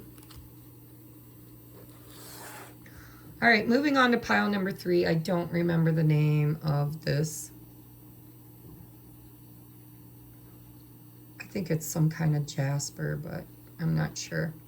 But if you pick this rock with the flowers and this deck, Twin Flame Journey Tarot, I'm just here to tell you I'm only using the tarot if I'm called to. Because apparently I wasn't called to in pile number 2. All right, for pile number 3, dear Mother, Father, God, please come into this space and bless it. Make it holy ground, surround us in the white light of love and protection. Cast our egos to the outside so that we may all be clear channels for spirit messages. May only the highest and best messages come out. We are trying to tap into timelines, current timeline and next potential timeline for my viewer and their person. Now remember, guys, person A, person B, you are responsible to intuit who you are in this story, because you never give away your power to a reader. Okay, I am not the be-all, end-all. I can't tell you everything, and you don't have to believe everything I tell you. I'm just channeling. I want you to tap into your own intuition and allow the messages to flow through you in a way that resonates with the frequency of what you are currently experiencing. All right? All right, Spirit. Pile number 3. Let's look at pile number 3's person A. What is the current vibration and timeline they are currently experiencing? Person A. All right, we have the 5 of Swords, which is comparison. In this deck, where is person B vibrationally in this timeline? Where is person B vibrationally, timeline-wise? Oh, we have conditioning. Wow. So you guys are mirroring each other big time. Big time.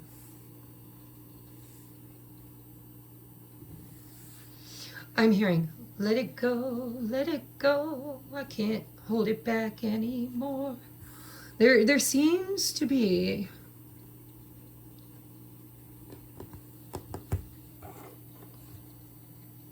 a bit of a need here for both people. I would say you guys might just be new to this journey, but we're gonna see. Let me see what you are, where you're vibrating together on this timeline. Where is person A and B vibrating together in this timeline, Spirit? Ripeness. Yeah, the time is right. And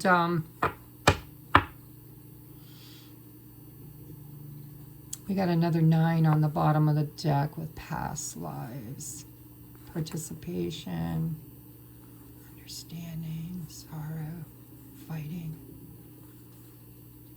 Okay, so what I'm seeing here is I'm seeing that there is past trauma, past lives. This is karmic. This is incarnations over you, and this other person right now are in a partnership to clear the Akashic records, is what I'm hearing. And to finally understand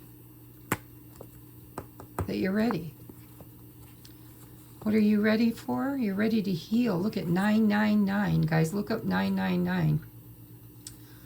To heal and grieve old battle scars, old. If there's a war that's been waging inside of you, a very old war, it's personal, but both of you were paired by Spirit. You're like lab partners. You were paired up to do this work and healing together, and the time is now. This is I think pile number 3 might resonate with being new to the journey, or on a new.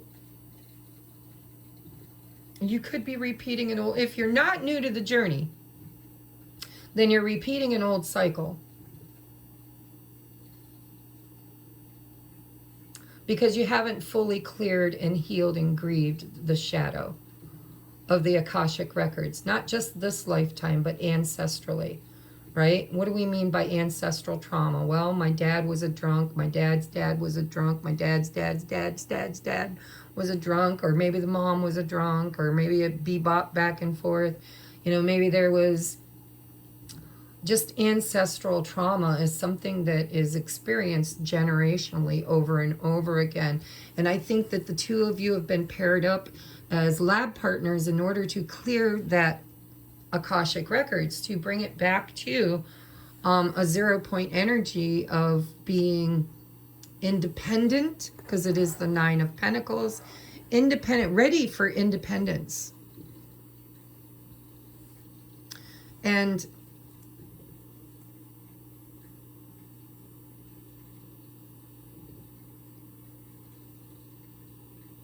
I really feel like you trigger the hell out of each other.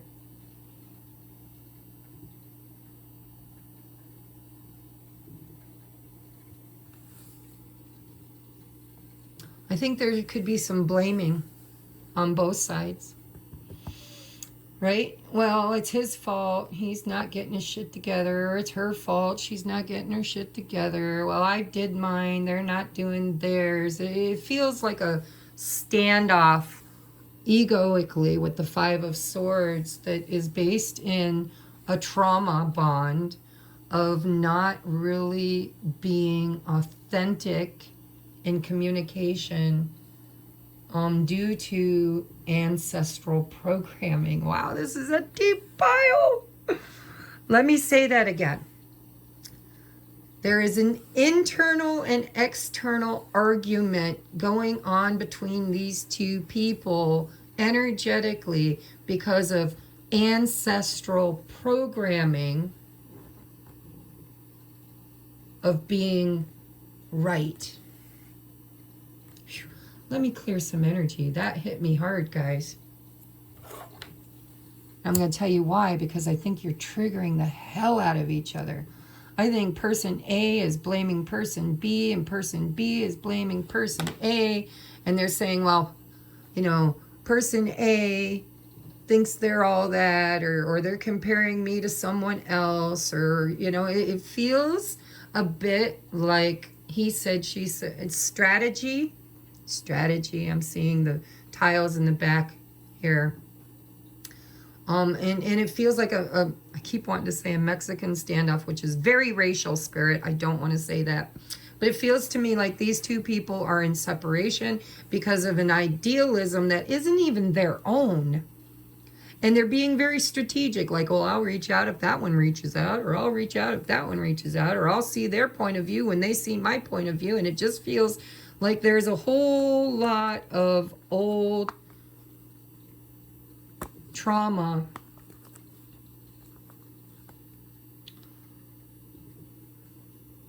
over an old wound that both of them experienced,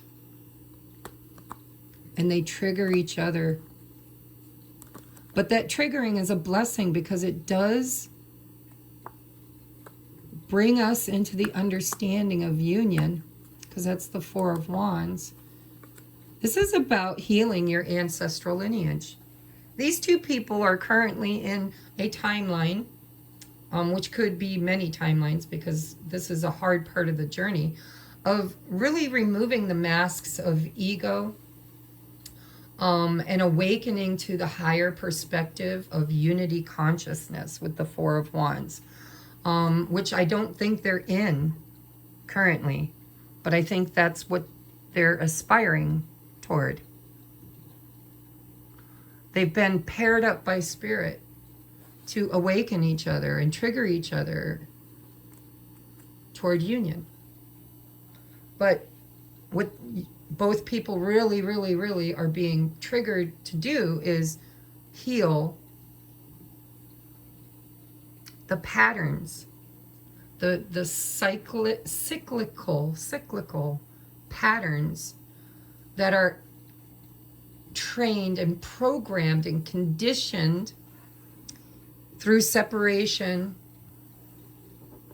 ancestrally. Maybe, you know, maybe you're very different. Maybe one is black and one is white, or one's Hispanic and one is Egyptian, or you know, one's Christian and one's Buddhist, or it feels to me like you both come from a very strong traditional belief system that you are projecting on one another at this time, which is creating, triggering energy. Phew, dog. All right, let me take this one. Why is this person comparing, you know, what is the energy that is producing this Five of Swords energy with person A? What's the catalyst for that? Why are they here? Why are they energetically in Five of Swords?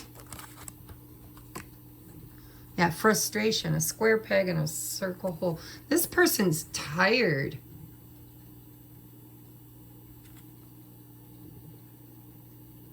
And frustrated.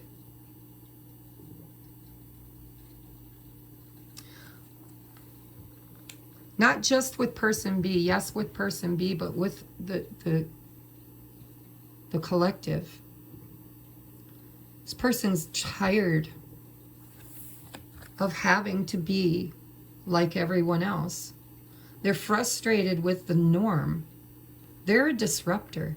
This person disrupts. Five of Swords. They're a disruptor. Energetically, they disrupt the conditioning. That's their role. That's why these two have been paired up. This person's energetic template is to be the disruptor, Five of Swords, to make other people kind of feel frustrated and angry and maybe even judged. Because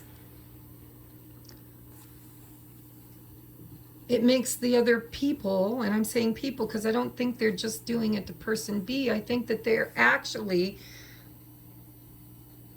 very different from other people, and they're tired of other people trying to fit them into a box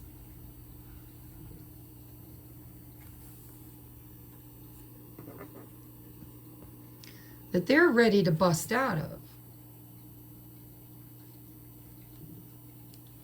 And I think it triggers this person because this person over here is a disruptor of this person's comfort zone. But it's time to free both people. Both people want to be freed. Tell me why this person's where they are energetically. What has put them where they're at?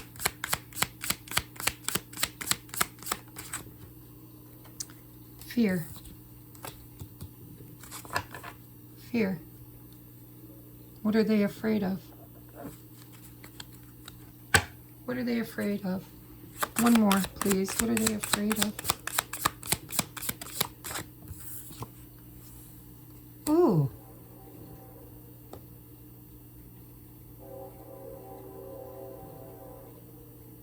This person doesn't feel worthy. This person's biggest fear is not being good enough. That's why they pretend they're a sheep when they're really a lion. They're afraid to shine. They're afraid to shine. They're afraid to be abundant. I have this fear. I've been working hard on this one for a while now. Right? Fear of being seen, fear of being heard, fear of being viewed as better than other people. I don't want to be put on no pedestal, but sometimes people are meant to shine. This person dims their light to fit in because they're afraid to shine. What is the mutual energy between the two? Disruption. I told you, this person's a disruptor. Oh my God, I am so on point sometimes. And they are totally mirroring each other. Totally mirroring each other. I told you, both people are kind of in the same energy, only coming from a different trauma, from a different ancestral point of view, right? Like this person probably came from a very nonconformist family, a family of people that didn't mind standing out, didn't mind disrupting people's point of view. This person is a catalyst for change with that 5. They're a disruptor. And person number B, or letter B, is mirroring them. Because this person has a lot going for them.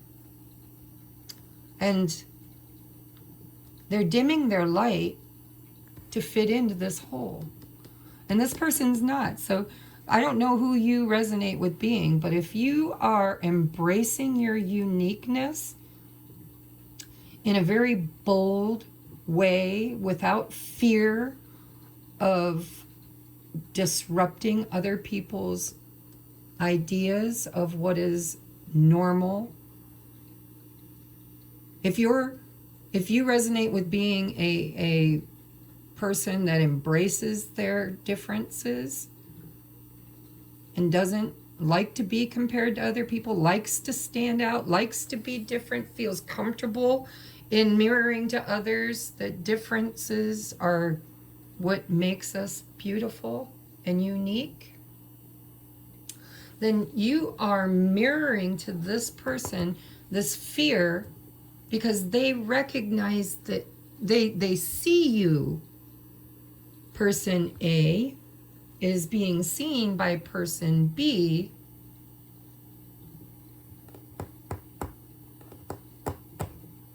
in a way that challenges them.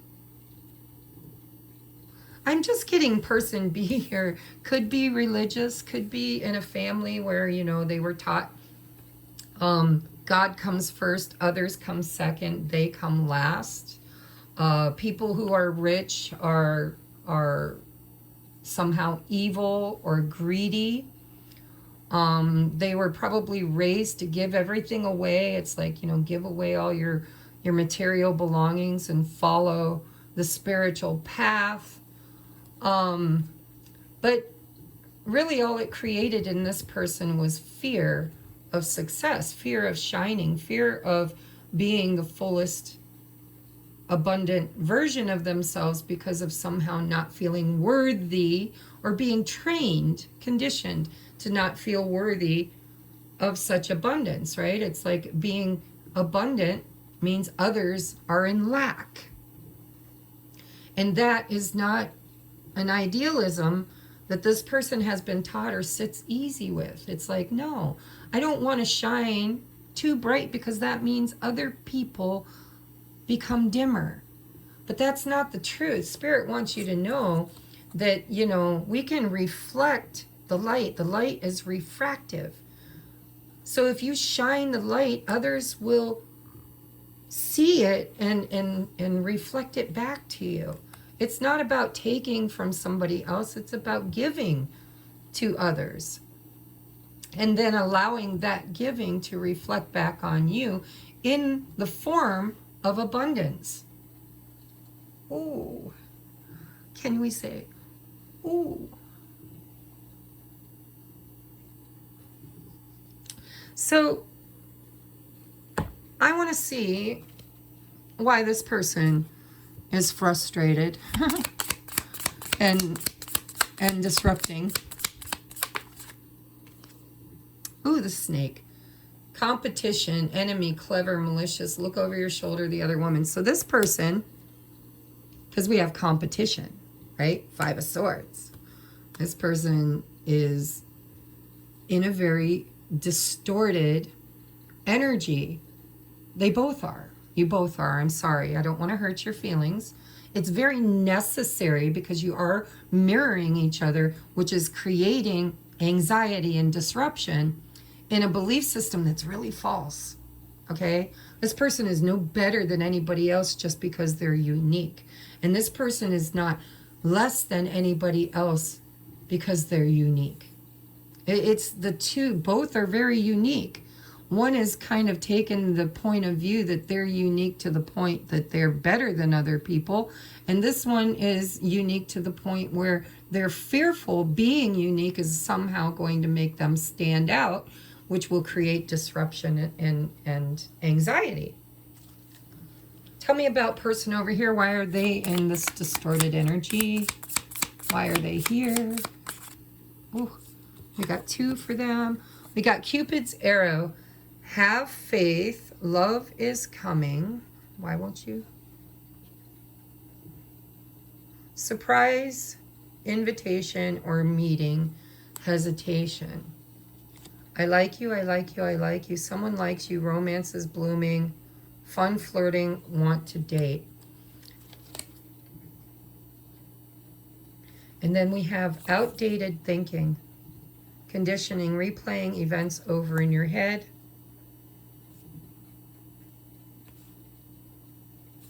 So this person over here, I would say, is if you want to go into energetic, because there's always a runner chaser. I know, there are people on YouTube saying if you label something, then you're manifesting it. So I'm not telling you to manifest running and chasing. I'm just simply saying energetically, this person over here is chasing this person over here energetically because they're in lack mentality. And this person over here is kind of competing with this person over here. I think this person over here needs to get out of outdated thinking and conditioning, where this person, it feels to me like they need a Knight of Cups to make themselves feel abundant, to feel loved.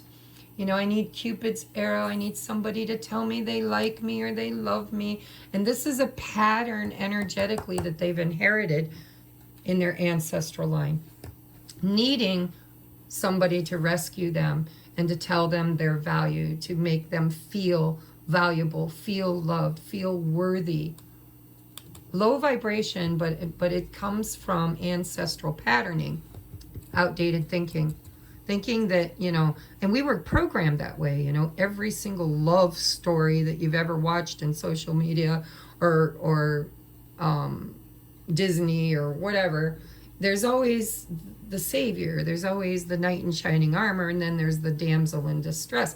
Well, this person identifies with damsel in distress energy, whether they're a man or woman, doesn't matter. That's the ancestral lineage that's being asked to be overcome and disrupted by this person being partnered with as a lab partner, because both are ready to free themselves from this energy. I would be willing to bet that this person is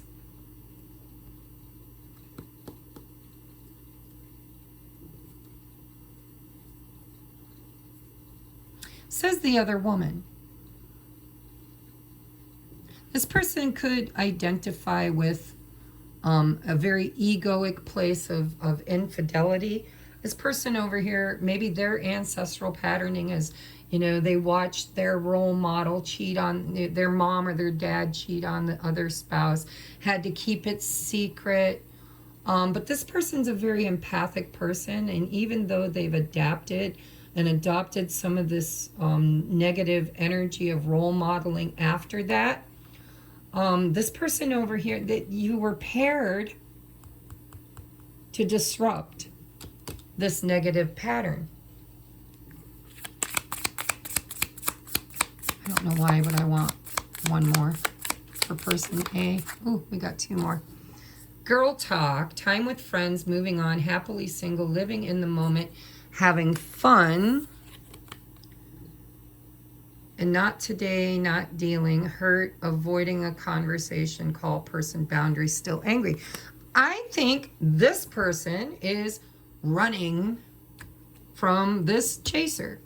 I think this person reaches out and says, I like you, I love you, I see you. And this person over here is like, not today.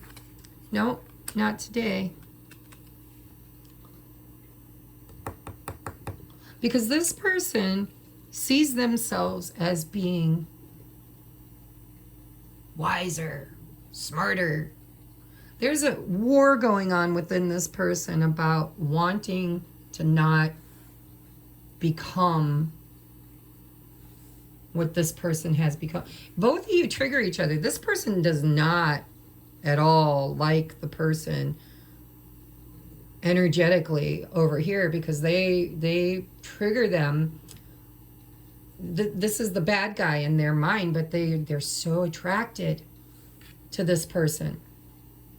And vice versa. This person over here is seeing this person as being, you know, needy, codependent, not the kind of person I want. Not, you know, this kind of person reminds me of mom or reminds me of dad.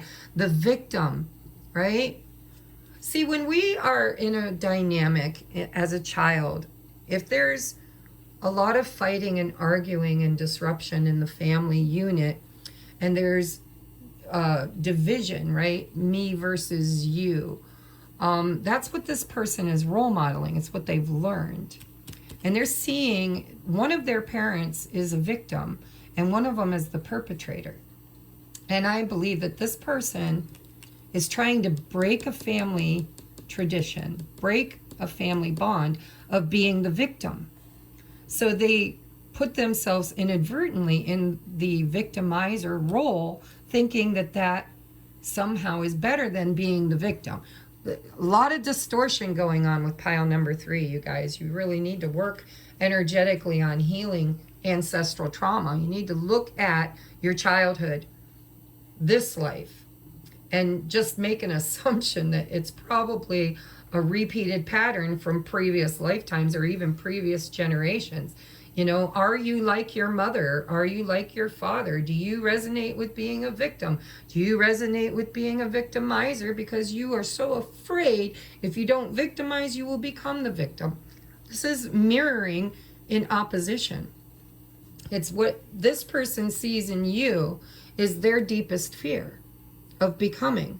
And what this person sees in them is fear of becoming. So weird.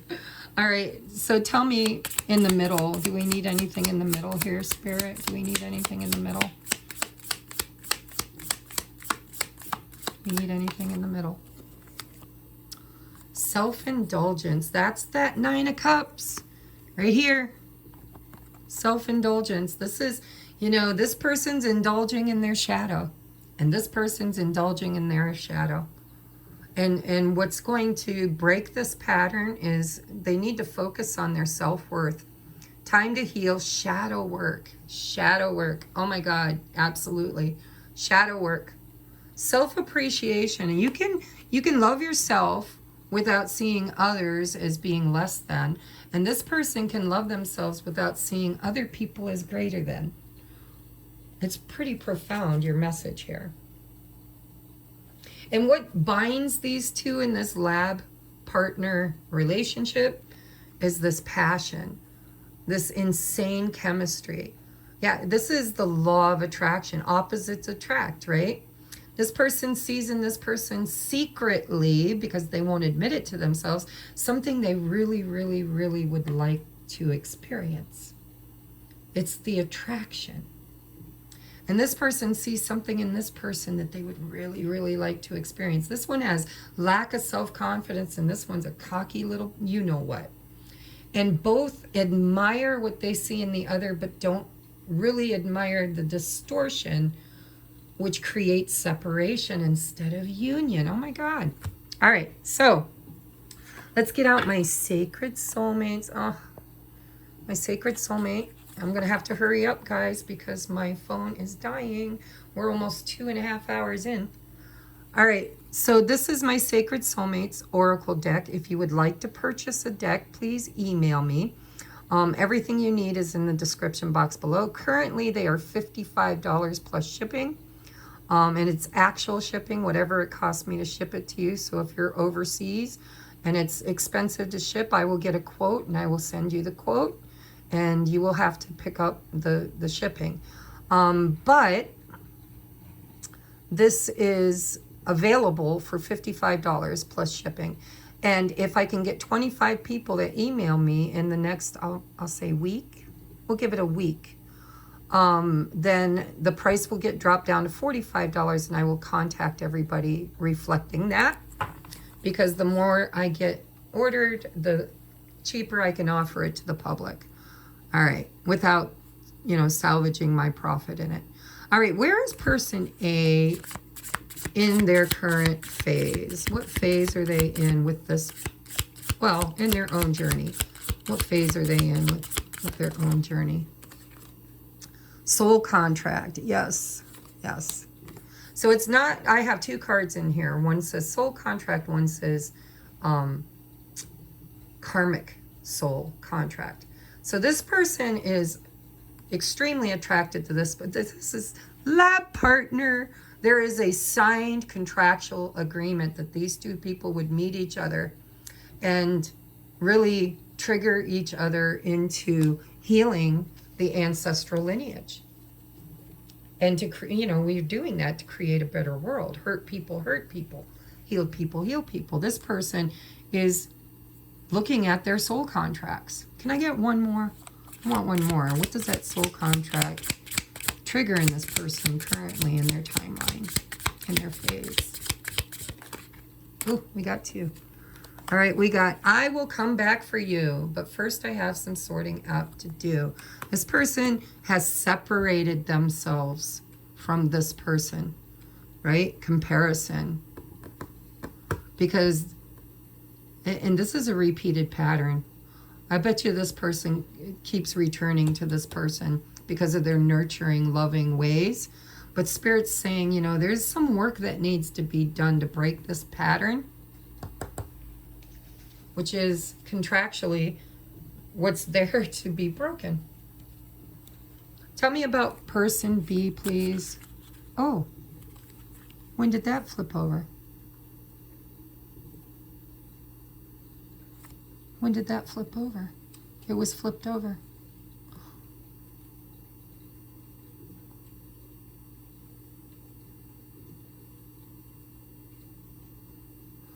I get it.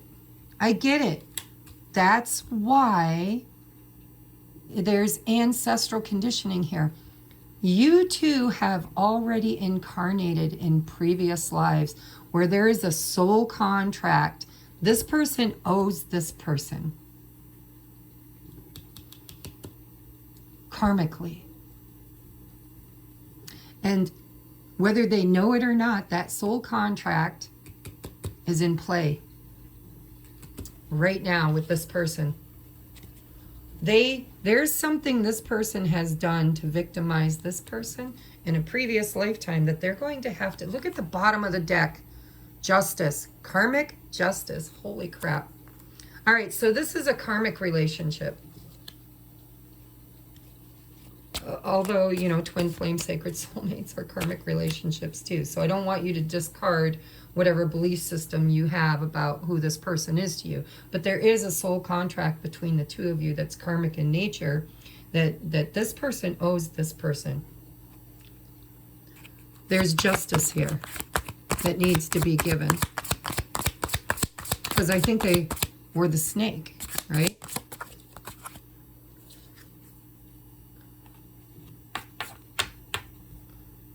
Divine masculine healing. Tell me one more on this one. I wanted two for the center here. So the karmic is that this masculine didn't act in divine masculine energy. They acted in distorted masculine energy in probably previous lifetimes, which now they have to clear that karmic soul contract with person B in order to heal the masculine lineage of their ancestors. Tell me about the karmic soul contract for person B. Yes. Distorted feminine. I have responsibilities. This is the nurturer. This is the person that sets themselves on fire to keep other people warm. This is the person that is the fixer. She's a fixer with no one to fix her.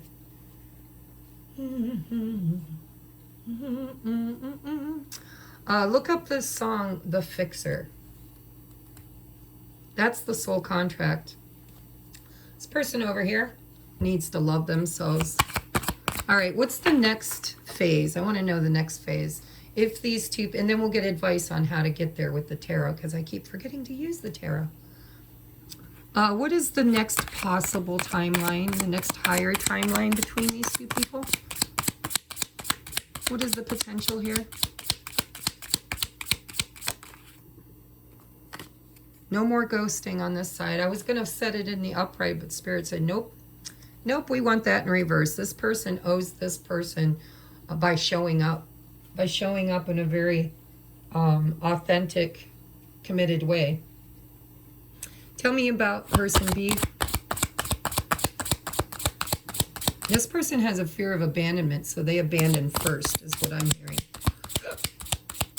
Tell me about person B. Ooh, we have, I feel so much guilt, yeah. Codependence, longing, addictive behavior. This person is just codependent. And this is what's needed. Dark night of the soul. Both of you guys need to battle those demons, which is karma. The karma here is about realizing why you believe what you believe. Is it even true?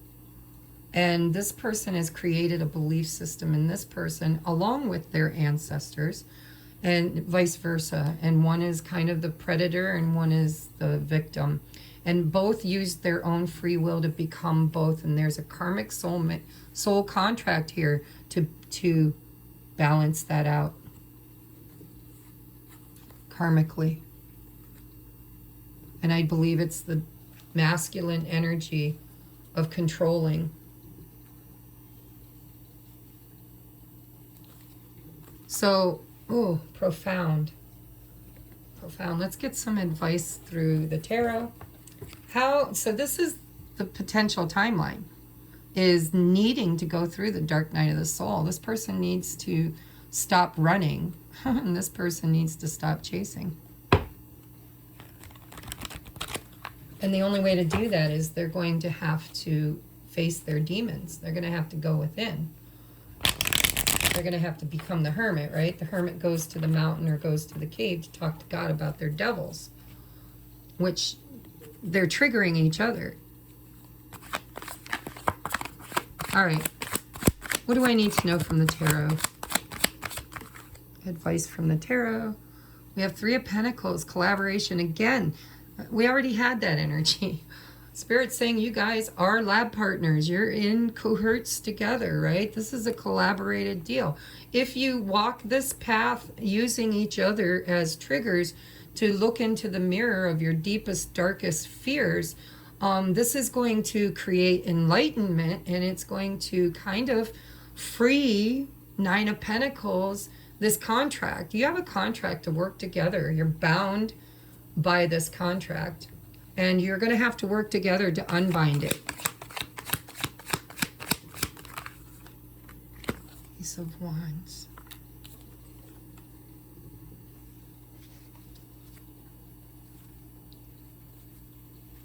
Why Ace of Wands? So there needs to be a new way to do things, a new inspired way of doing things. Toward the Four of Wands. This is all about your foundation. This is about where you come from. It's about your home life.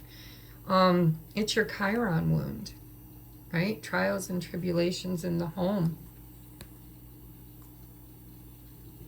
You're supposed to ignite each other, to do the internal healing around childhood. The inner child is what it feels like.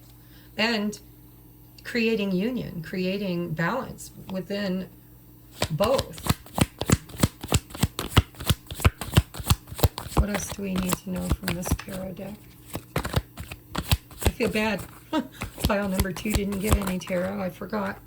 So this is going to be very divinely guided by spiritual advisement. This is handled, is what I'm hearing. Spirit's like, no, we got this one. There's a lot of healing. Look at, we have twin flames too. Twin flames on the bottom of the deck with the Five of Cups, old wounds. Manifesting. This is about how to stop manifesting the same cycle, you know, incarnating over and over and over again in the same old wound, the Chiron wound. This is about grieving, going through the dark night of the soul, and really breaking old ancestral wounds, healing the ancestral lineage, and very divinely guided toward union here. And it probably is a twin flame or sacred soulmate connection. But you have to manifest healing. Oh my God, bottom of the deck we have the Ten of Wands, Ten of Swords, Knight of Wands, and the Knight of Cups. And then the World, right? And then Two of Cups. It just goes on. So, you know, what I'm seeing here is we have to stop manifesting each other. You probably manifest each other over and over and over again in lifetimes, trying to find this union, because you are one soul having two different experiences. And the healing has to happen here through the endings. It's the ending of the ancestral trauma. One needs a savior and one thinks they are the savior. And that cycle needs to be broken in order to create unity, a new beginning. Knowing how to balance this out. Yeah, these two people need to go within and talk to God about their devils. That's what they need to do.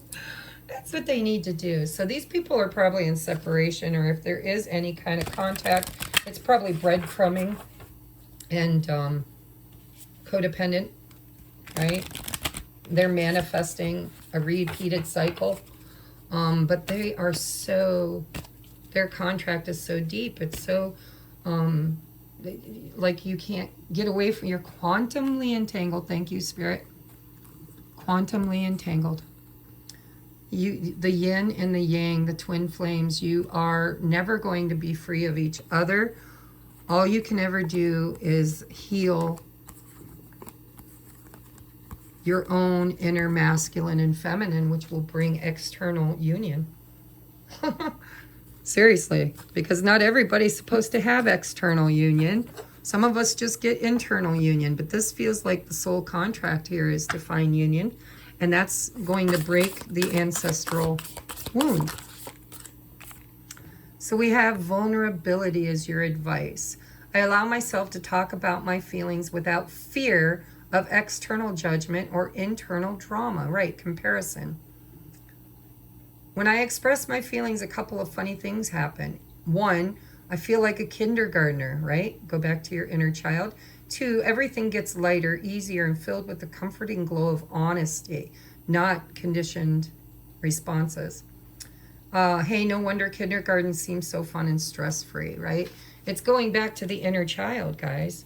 Going back to the inner child. And it's forgiveness, right? Ultimately, this person is owed contractually karma from this person. And that karmic contract is going to play out over and over and over again in every incarnation until there's no more scorekeeping, until this person actually learns to forgive this person. And this person needs to forgive their own catalyst, which I think was a parent. It's kind of strange, but we've got for advice, no scorekeeping. I cut ties with past conflicts and make my personal life a clean, shiny slate. Beginning this moment, everything is new. When an old grievance repeats itself in my head, I introduce it to my new head tenants, tolerance and equanimity. Then I give it its stupid t-shirts and records back and tell it to leave. This person is programmed from past traumas. This person is programmed by past traumas. And these two people are coming together to teach each other how to stop holding other people accountable energetically to a karmic debt, which may or may not be justified, but the quicker way to balance this out is forgiveness. And I'm just going to leave it there. I really do believe that forgiveness is what you're here to teach each other. This person needs to forgive past life experiences, ancestral trauma, their current relationships, or this person. There's both sides, you know. This is about competition. This is, I was the victim and you were the victimizer, and this one is, well, I don't want to be a victim, so I had to take this stance in order to protect myself. And you know, both people are holding other people accountable. This person probably blames their parents for all of the bad things that ever happened in their life, and this person's probably blaming, I'm hearing masculine, so I don't know, but this person over here kind of feels like their loving kindness, their codependence, their underbelly has always been kind of taken advantage of by people who don't have the empathy and compassion in equal measure to this person. But what this person doesn't realize is they're codependent. They really aren't loving themselves. Like everything, they're looking for a savior to bring them, which they're hoping this person will be, is in distortion. And if they could just forgive everybody and everything that ever made them feel victimized and stand in their own truth, authority, and power in a very balanced, loving, nurturing, forgiving way, forgiving without forgetting, you know, it's like we have to integrate the old us. But if you identify with being the victim, you are not a victim unless you choose to be. And that's something this person karmically is teaching you. And this person over here is learning from this person how to be compassionate without being somebody's doormat, without being codependent and victimized, right? There's a balance. And there really is a need to forgive the past here. All of the past, ancestrally, incarnationally, you know, past lives, past generations, and probably past current relationships, including parents, friendships, all relationships, because this is manifesting as devil energy, demons. Face your demons. All right, so I want to just tell you, forgiveness matters. Take care of yourself. Don't push too hard.